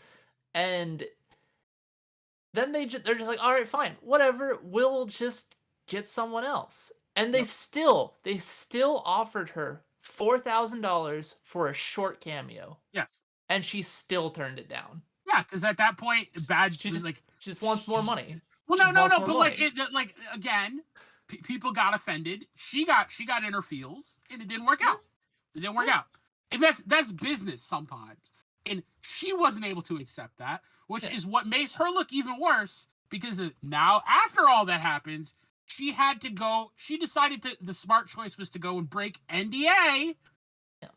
Just to throw it out into the arena of the public, not realizing that because of what happened, she's gonna look like an idiot when all the facts came out. Surprise, surprise. She also doubled down on the false facts. And then like the receipts came out from like other people in the industry that was working with her and like, actually, this is how it happened. And then she's like, okay, that is true. However. Yeah, and that's what I'm saying. Like she looks so foolish here, and it's she looks just greedy. She looks greedy. But it's not just greedy. It's so like like how we had this on the docket was that I wanted it to be a conversation partially about maybe celebrities and mental health, but it's again some of it is also a conversation of just people making stupid decisions. At the end of the day, like I could talk about people with mental health issues being more or less likely to make bad decisions. I want to throw that out for now.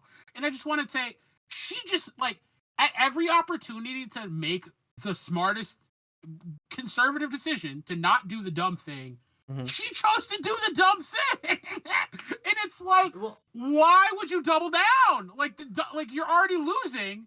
This is stacked against your favor. Don't up the ante. But she upped the ante every time, and as a result, now she played might never a game of chicken. She played a game of chicken. She's like, I'm gonna ask 6 figures. There's no way they can turn me down. I am Bayonetta. They can't even replace me. Yeah. And then they just fucking They just like, we'll just get someone else, someone who's like well known, who can do that voice. Who would But who would act sane, like a sane professional? Because even in her story, I think literally her story involves 2 asks. She didn't like the initial amount she got. Her final version of the story, which is closer to the facts, is that she didn't like the original amount she got offered. I think it was somewhere around 10K. So she goes to Camilla. She sends a letter. 20. Yeah. Okay. I'm just saying.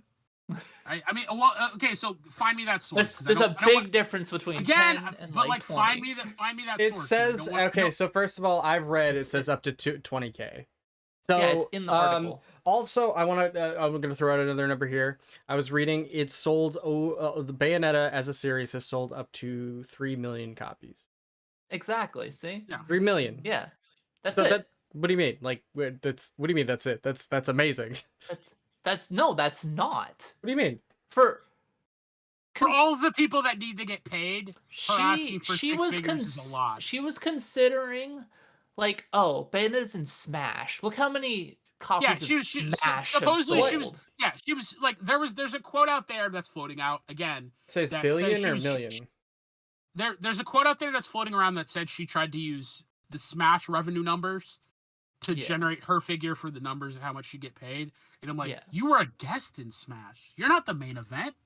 Calm yourself. Look at the Bayonetta franchise and see how much. Did she say Smash billion or million? Did she say billion? I think she said million. She said million. Yeah, then she says it's a 3 million. It's sold over 3 million sales. That's not even counting Bayonetta 3. This is between Bayonetta 1 and 2. 3 million. Yeah, but that's not a huge amount of units moved.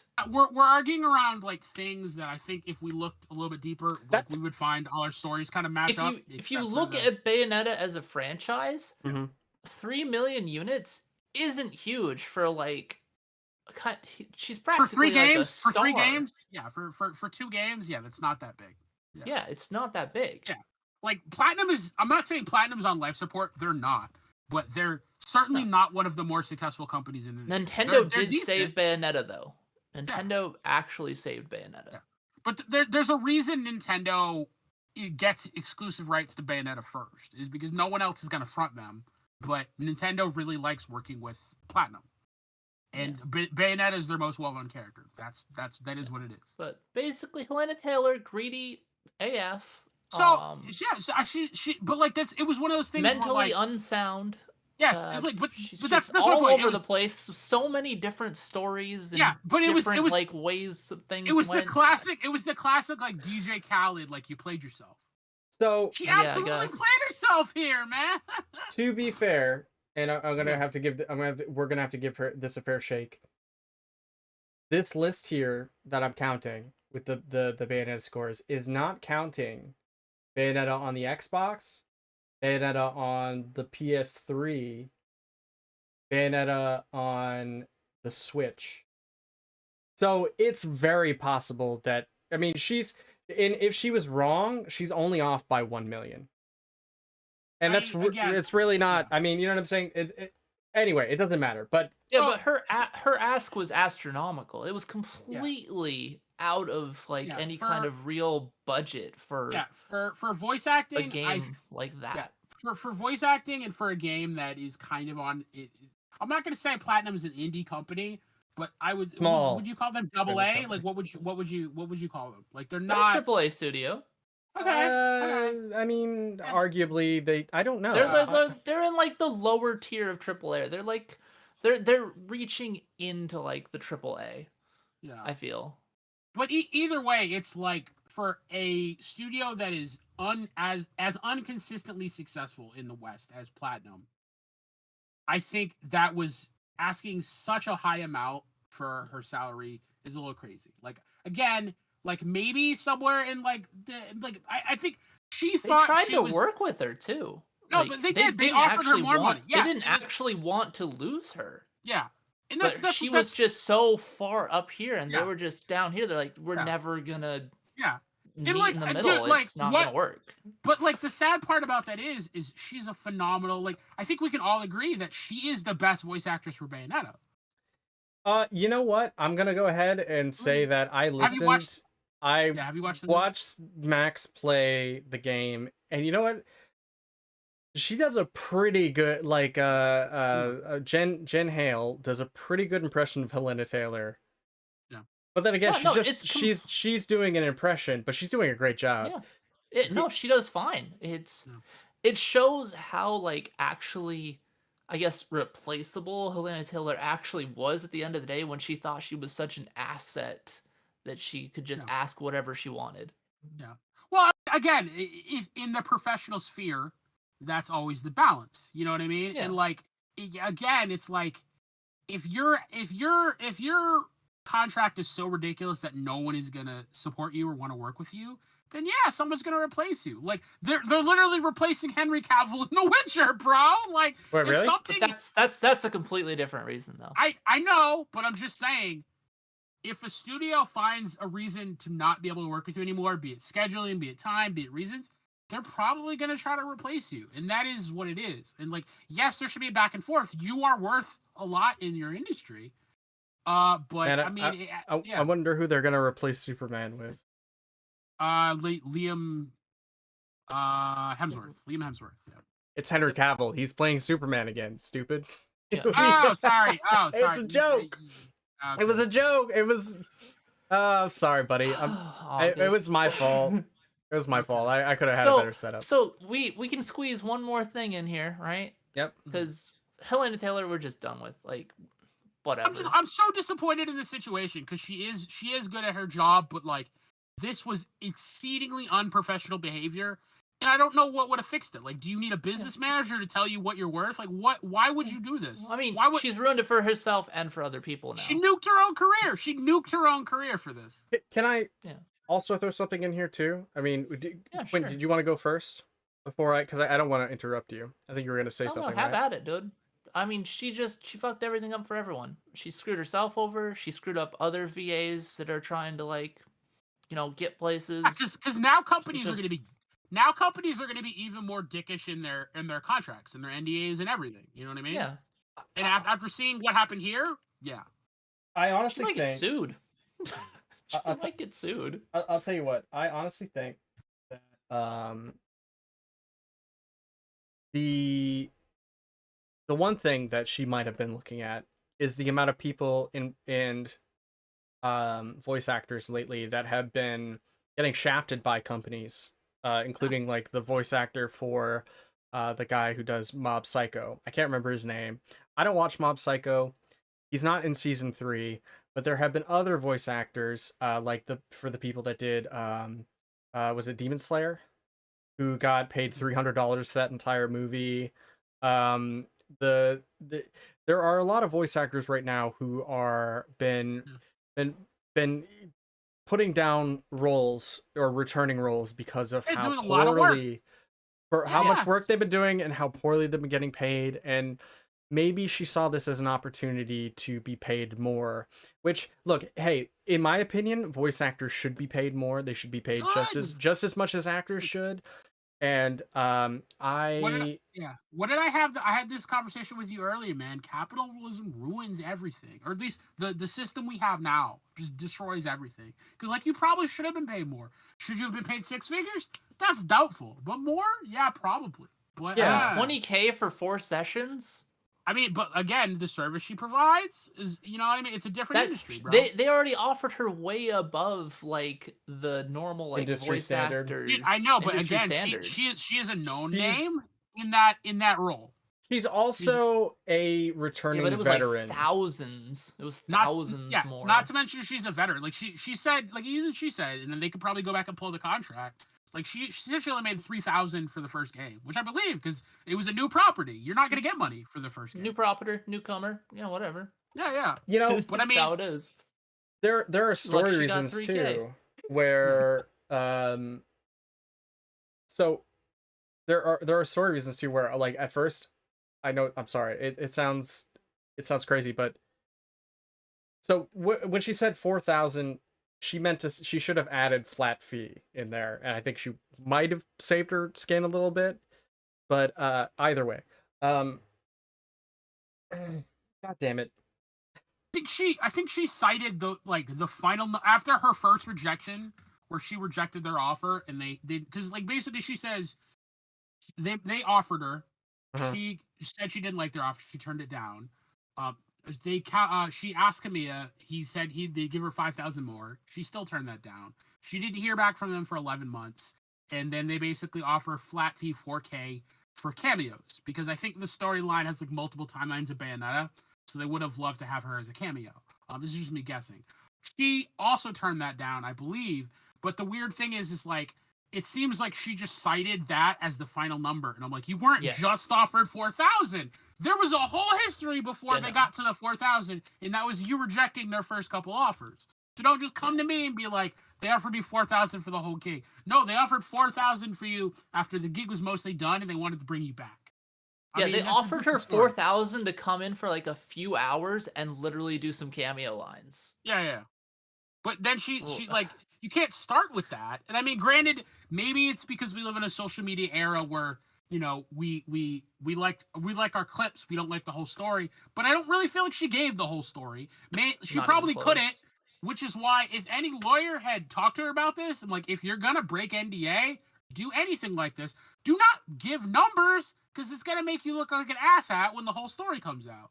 And it was such a shit show. Well, that's why she didn't give numbers about how much she wanted.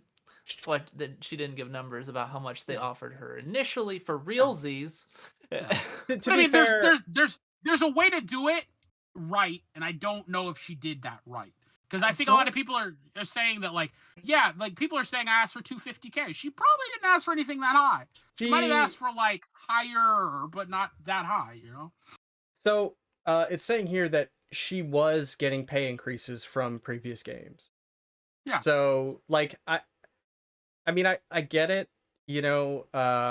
It's just dumb that this came down to a pay dispute, and rather than just like, let's make something that works out for both of us. You know what I mean? But it is what it is. Yeah, I mean, she just started too high. They started too low, I guess, and but and there's no chance. The fact that like at the end of the day we couldn't find some way to part professionally disappoints me. But I don't know, at what point do you complain, and at what point are your complaints reasonable? Is there a good way to complain about a pay dispute in a professional setting? I don't know. I feel like she could have retained her like relationship almost with the Nintendo if she had just done the cameo. Like 4K for like 4-ish, 5-ish hours of work. Yeah. Okay. Done. And then Nintendo doesn't hate me and the internet can't roast me alive. Dude, it's so that's what I'm saying. Like, I don't know if she's ever gonna work again now. And it's like, think about your career. Like, think about your career overall. You know what I mean? Like, this is nuts. All right. I don't even know if you're gonna be able to go to signings. Yeah, it is. But anyway, I'm disappointed. It just sucks that this had to go down the way it did. But yeah, we got a little bit in too deep. And now we gotta move on. Matt, you are the Resident Evil head. What do you think about the gameplay trailer for the new video? I'm of the opinion that Resident Evil 4 is still an amazing game, and you could just do a remaster and be fine. But they want to do a full remake. What's your opinion? So this is a very weird place we're in, and I think it's strange because we're at a time where we're starting to catch up to at least modern day graphics, where it's sort of like, all right, Final Fantasy VII, gotcha. All right, polygon, sphere, hands, we got to remake that game. Okay, story can be retold a little bit different. I like it. I dig it. Right? Now we're kind of getting into GameCube PS2 era of games, classic games that need to be remade. Need is a strong word. That people would like to see remade. That people would buy. Okay? Some people, yes. Shut up! Sorry, I'm just Damn it! I'm just fucking I'm just talking too much. I'm just trolling you. Fuck out of here. Just let me speak, damn it. So I think it's great that they're remaking this. The one thing that I can say about the game is that they are doing a great job of taking everything about Resident Evil 4 and keeping it very sacred from what I can see. A lot of people were worried that they were going to cut the castle out of the game. That's in the trailer. That's going to be in the game. Who knows how big it's going to be. But also, they're taking little things like the first area. They're adding a basement into it. Shocking, I know. I feel like they add a basement into every first area of like modern Resident Evil now. But pretty much what I'm saying is they're taking the source material, they're respecting it, they're adding more stuff into it and subverting expectations. So they're doing exactly what they should be, where they are keeping game mechanic aspects. They are keeping where the shotgun was in the first area of the game, right? They are keeping like the chainsaw man, but they're also doing different things like, hey, chainsaw man's gonna attack you and you gotta block his chainsaw with your pistol. And they're also keeping, hey, you can kick people and then do like attack actions to keep them off of you. Stuff like that, where I think it's going to be great. I think it's going to be a good game. Do I think it needs to be remade? That is a very hard question to answer. And I don't know. I would like... I think Resident Evil 4 is a great game the way it is, and I don't think it needs to be remade. I'll just say it. It doesn't need to be remade. This is like, we're at the point where we need money area of things, like where, you know what I'm saying? It's like that old, that meme of break glass in case of emergency. Like, you know what I'm saying? Like, I'm not saying it's in that territory, but you know what I mean. Yeah. Well, it's like so our great article or great observation was just out on the Our Games subreddit. It's just like, why are we making old games that are, or not even old, like semi-old games that are not only, that are just good. They're good games. Like, why remake something that is already a very complete experience? Like, why are we not remaking the games that could have been great games but fell short? Why are you not remaking the bad games but there was something there that could have made it an amazing game? Like, why are we already remaking really good experiences were games that could have been great experiences, could have been remade. Like, I don't understand why they couldn't have done Code Veronica, which is a game that I think everyone was like, this has some good ideas, but it could have been redone instead of RE4, which everyone still loves the current game. There's still a million ways to play it. How fucking Mark Zuckerberg just did a whole VR version where you can do the fucking VR interaction shit. And it's still Resident Evil 4. There's a million ways to play RE4. I think they're worried that if they did Code Veronica, that it wouldn't quite. I think they're worried about the sales, and I think really what the problem is that they had. As weird as it sounds, like you have to almost look at Resident Evil as like two different things right now. You have to look at it as like old Resident Evil, like third person, and then first person Resident Evil with 7 and 8. They essentially play the same, but they're different, you know? Like people are worried that Resident Evil 3 had a very lukewarm reception. Like it's not a bad game, but it's not a really good game either. It's not. It was meant to originally be part of Resident Evil 2 remakes. You know, it was supposed to be DLC. And then they're like, oh, well, we can make more money if we make it a second game. But then just sell this bitch for $60. Yeah, and then they sold it for $60 and then cut content from it. And you know, it just didn't. I think they're trying to restore faith in the fan base by making Resident Evil 4. Because of the disappointment that was RE3. You know what I'm saying? And then maybe go back and make Resident Evil Code Veronica. It's not story-wise. Story-wise, they're not too out of shift from one another. Like they could make RE4 and then Code Veronica and it wouldn't fuck with one another, you know what I'm saying? But I think RE4 is the emergency brake in Glass. You know what I mean? And it's like, if they do this, like, what's the anticipation now? Like, are we going to remake 5? Maybe, honestly, 5 had problems, so, like, it would almost be more interesting. Like, I think RE4 is one of, if not the most beloved game in the franchise. So I question remaking it. RE5 is incredibly, well, not incredibly underrated, but it is underrated. And it's for... So... It has race problems, of course, because you're going into African towns and murdering people. And, you know, I think that is like the biggest thorn in that game's side. It is a charged game. It is a charged game. And I don't think, and I don't know if they realized that what they were doing when they were doing it. I can't speak from that point of view.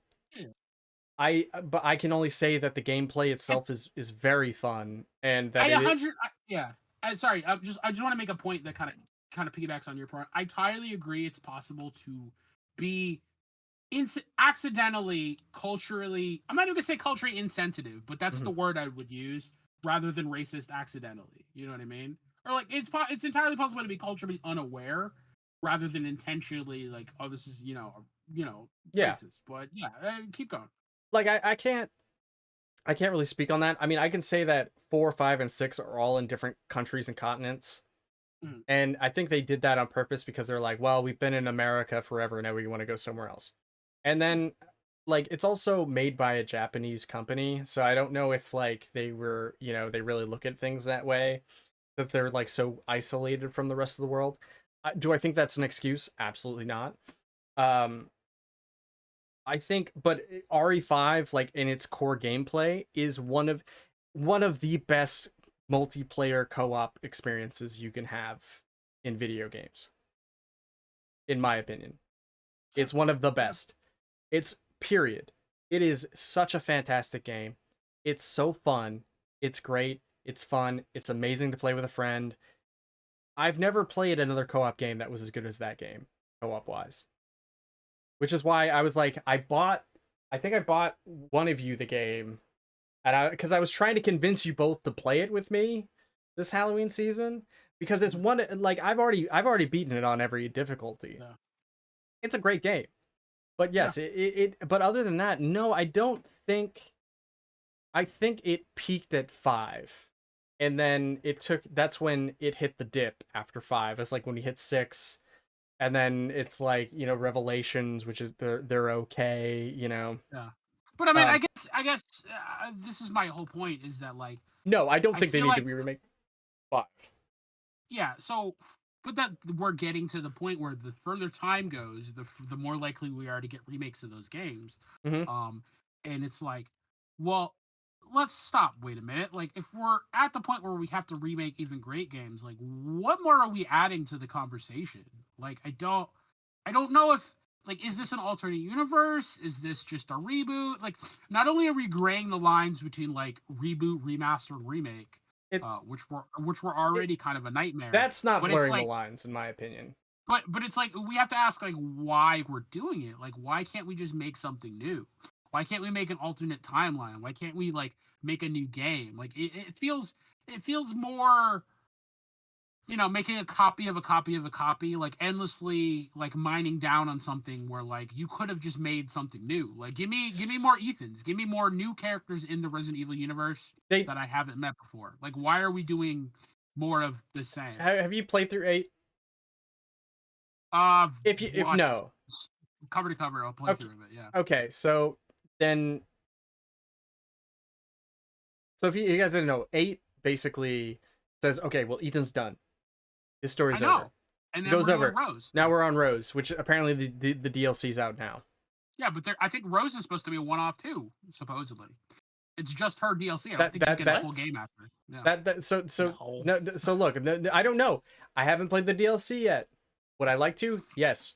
Please don't tell me about the DLC yet, because I'm still gonna play it. I haven't watched it. Okay, so she's intended to be the next main protagonist.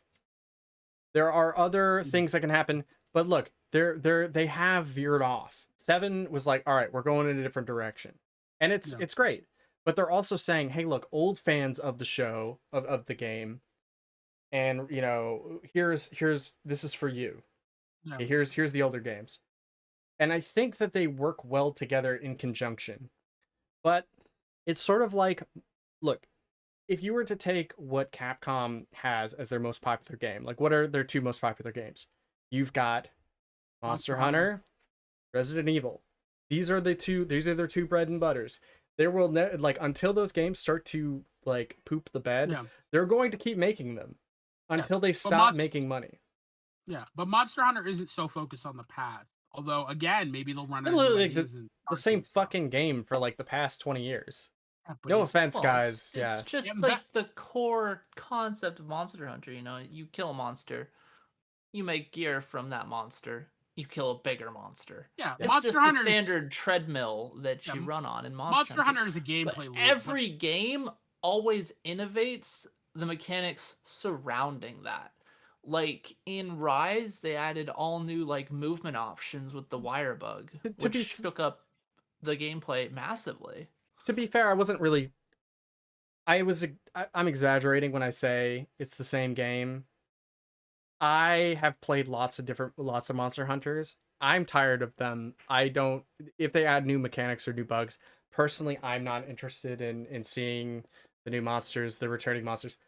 I'm a little bit over Monster Hunter. That's why I'm saying that. So it's a little unfair for me to generalize that hard. It's the same thing with Resident Evil. Like, you could say, well, they're only really adding in first person or whatever, and that's fair. I guess to me, I would love. I don't know. It's one of those things where I'm like, I would be fine if they remade 5. I'd be fine if they remade 6. I'd be fine if they remade 7. I would be fine if they remade 8, but at a certain point, you have to ask, what new thing are we getting that is legitimately worth getting that we didn't already have? Like, how much novelty are we adding here to justify a remake? And I think that's the question you have to start asking yourself. Like, are you making plot changes? Are you making graphics changes? Are you making mechanics changes?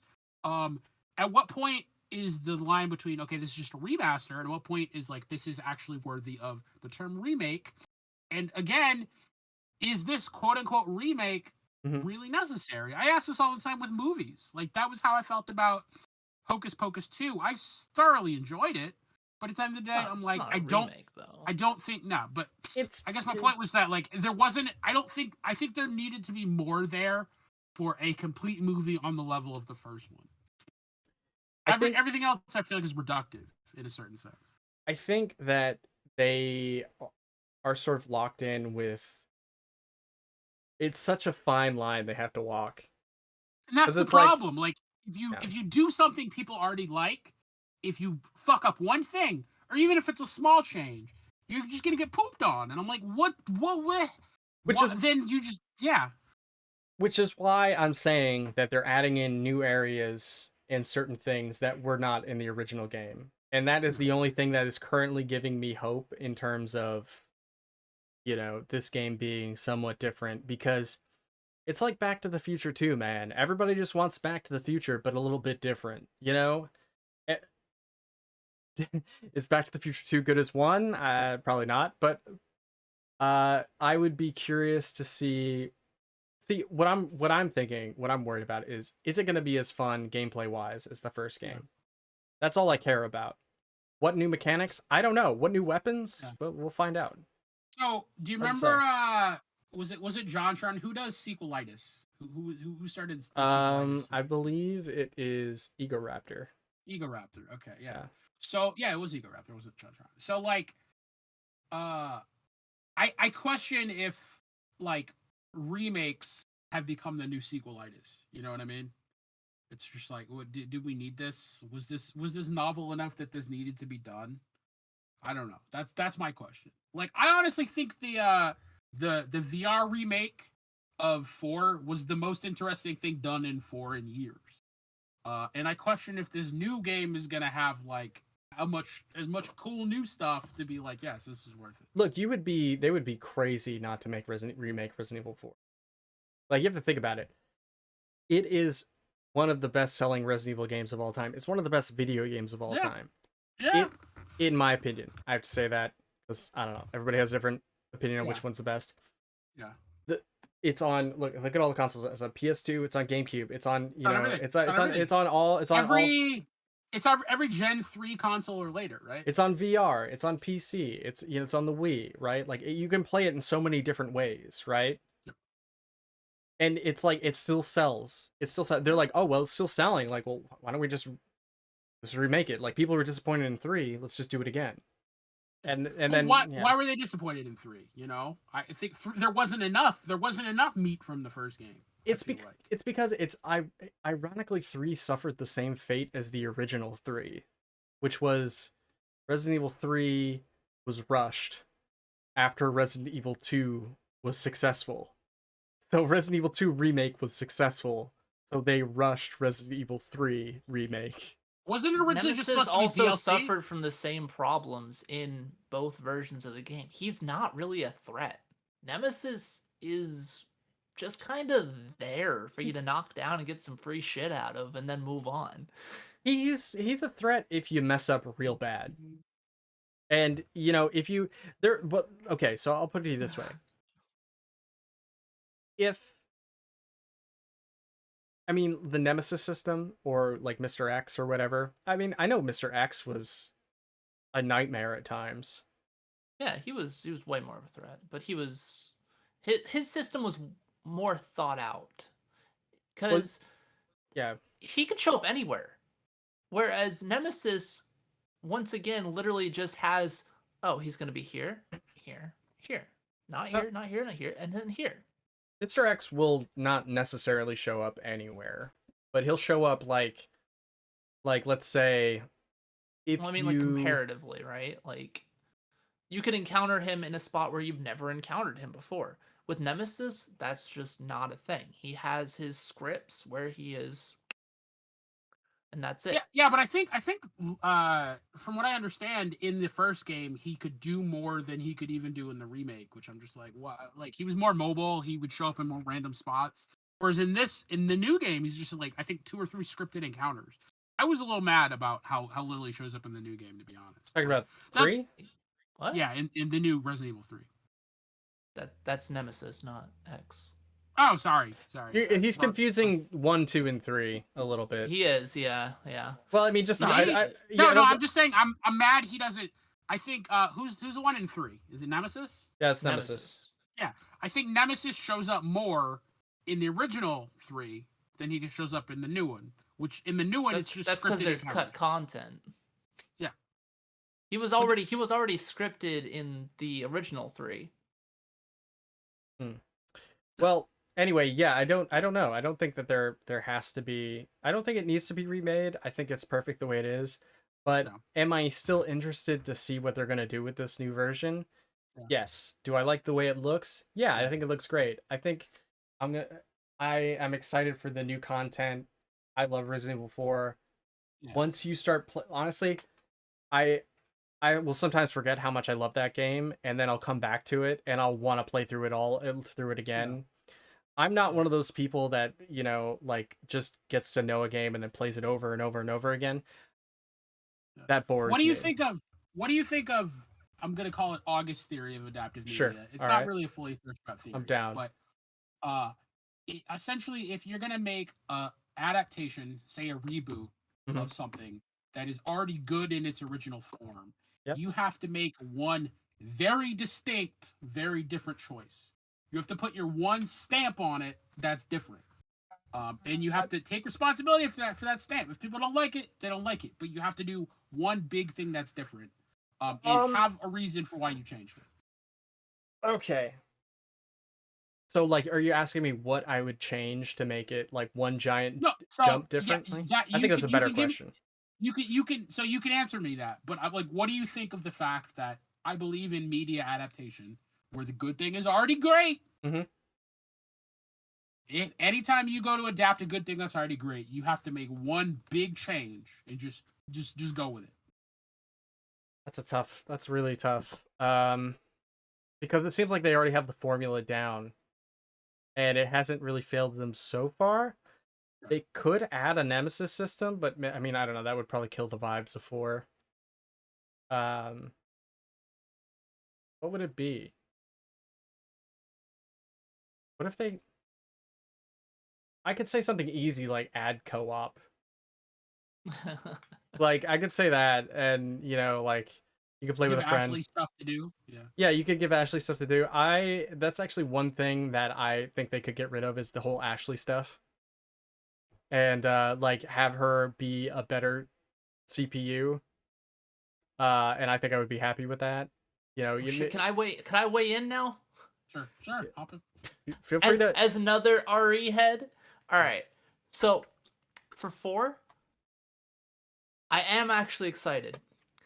For me personally, it doesn't have to do anything like vastly different. It doesn't have to tell a new story. It doesn't have to add like a bunch of new story threads or anything like that.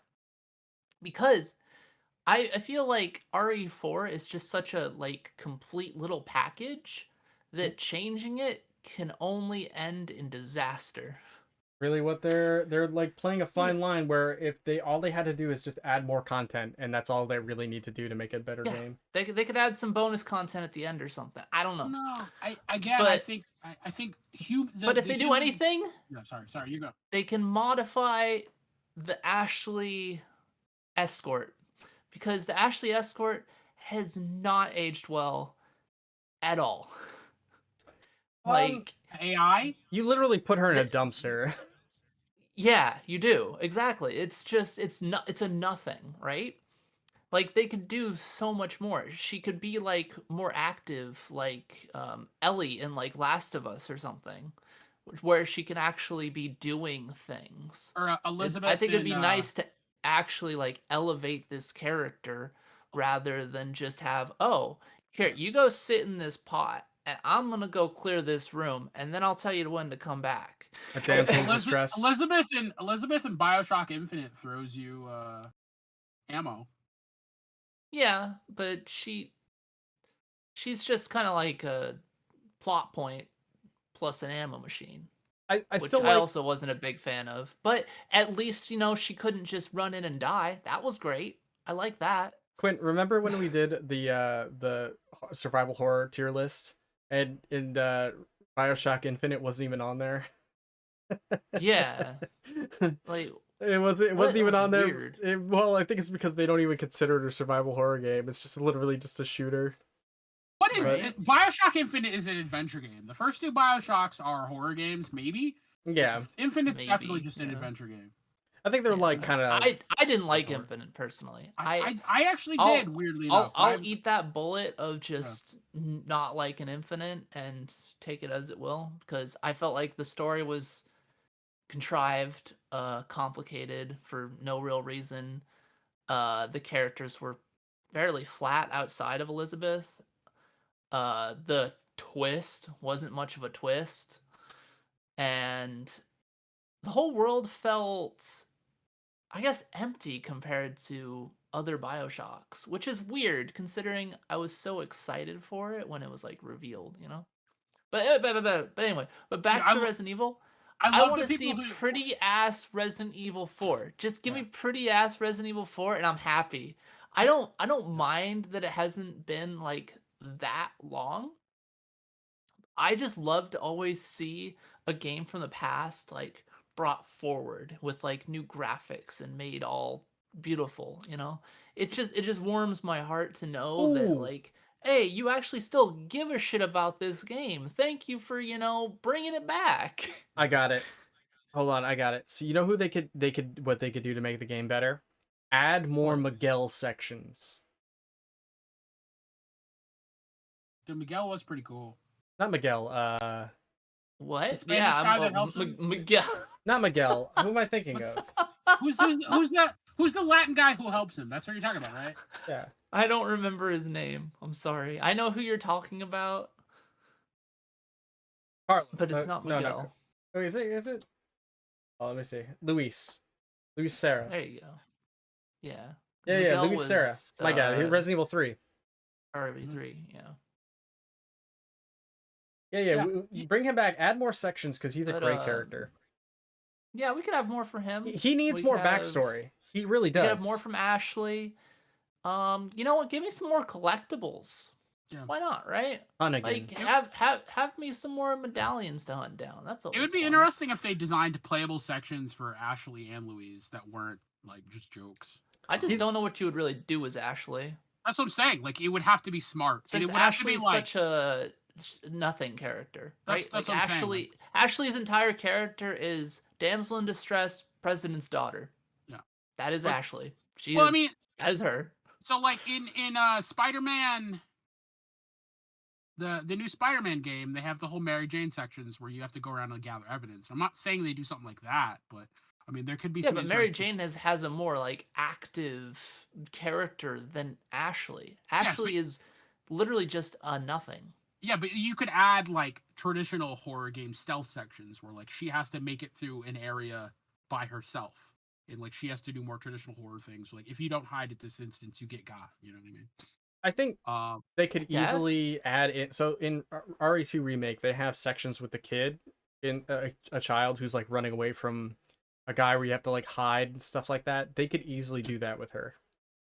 Yeah, they could. Yeah. And I think they do have one section that's similar to that. Where, but anyway, if they made her less chicken shit, they could totally have those sections. Because as it is now, if she sees one guy, she's like, "No, I can't go that way." So I guess my final wrap up question is like, so are these reboots or remakes or whatever we're calling them now? I don't even fucking know. They're all different. Remakes are remade from the ground up. Remasters are like updated, right? And then reboots are re-envisionings of a basic franchise. I know, man. I think it's all kind of gotten blended, but not even close. The term should mean different things. Plus, we've already had the remaster for Resident Evil 4. It's on Steam, and it's gorgeous. I agree. Okay, so best way to play the game. My final question here is that are they in the same universe as the original game? Is this an updated universe? Is there something different? Like what's going on here? Does it not really matter? Does it just replace the original game canon-wise? Does canon even matter anymore? I think it's just going to be a retelling of the game. I don't think it's like a... I don't think we need to innovate. I don't think we need to Did 2 change anything about the canon? I could have sworn 2 did. Not really. No, they made the main character a little bit more of a badass, but that's about it. Characters? Yeah, the main characters. A little more of a badasses, but like that's about so it. There weren't any canon changes to our Resident Evil lore because I could have sworn there were some like out of event sequence things or something else. I mean, things. I'd have to double check. Certain things are like some of the missing. Birkin stuff. I could have sworn some of the Birkin stuff was different, but I could be wrong. It's just not like anything that's like that affects the story in like any kind of important way. It's not like. A lot of can be Sherry at a different time. Meet Sherry at a different time. I think you meet Sherry at a different time. I don't remember, but there also is like, I don't think that the spots with a lot of Claire stuff happen with Sherry, like where she's like carrying Sherry or following her. Yeah. I don't think those are in the game, but the original. But no, I don't think it really like overly affects like anything that's currently happening in the story. So or anything that's even happening in 4, because after 3 the whole kind of like T-virus stuff kind of just goes away. And it's sort of, so right now in 4 we're dealing with Los Plagas, which is like a different type of virus altogether than and so that, which is why, what's up? It's injected in their blood and it's a Los Plagas. It's a weaponized virus. It's a weaponized virus. Which becomes like where they have like the BCAA or the Biohazard Protection Agency or something like that. Which is where Resident Evil 5 comes in, and then that's also 6, and so on and so forth. And they have like aspects in 7 and 8 as well with Chris Redfield, but it's not terribly important to our overarching story. So it's like maybe the first 3 games, but I don't know. Yeah. Anyway, first 3 and Code Veronica. Yeah. But yeah, I mean, I don't know. I think I disagree with Quinn. I think the lines between a reboot, a remake, and a remaster are kind of blurring, and I always kind of question. At the end of the day, it's like, did this need to be made when it's so easy to go back and play the old one? But again, it isn't technically on consoles. I don't know if 4 is playable. But wouldn't you like to just have a prettier version of your old game? It's a great. I can be a graphics whore, right? Like I love me some pretty ass graphics. Like I can play like old stuff. That's just playing just a new graphics. pretty game. It's nice. It cost me more money, and did we add anything worth playing that the original game got right already? But anyway. I mean, I will. Yeah, I'll definitely wait before I buy it. But anyway, guys, August, you want to close this out? Yeah. So, long story short, me and Quint added like 1 or 2 things from the upcoming week. Now we almost pretty much don't have time. We don't have time. We're done, dude. We're done. We're donesies, guys. Oh no, we gotta cut it. Okay, we'll wrap it up another week. Tend to stop at 8. Check out the Simpsons and Halloween episode. That's all I'm recommending. Anyway, so yeah, this has been cool. It's been nice being back on the Comcast after being away for 2 weeks. I think maybe technically 3 for me. I feel like it's been a while, but cool to be back. You can find me here on the podcast, or on Reddit, out there doing research sometimes. Matt, Backlog, where can they find you? They can find me on Twitter, Instagram, YouTube. We're on Twitch. We're on TikTok. We're on anywhere you can find podcasts. It's the Backlog Podcast. Give us 5 stars. Free follow and star helps the channel, guys, and it helps us get discovered each more every day. So yeah. Quint, where can people find you? You can find me just streaming over at twitch.tv/QuintessenceHD, occasionally posting on my Twitter, also QuintessenceHD, and that's really just about it. I'm hoping to expand to like Instagram and possibly YouTube, but we'll see how those go. Hey.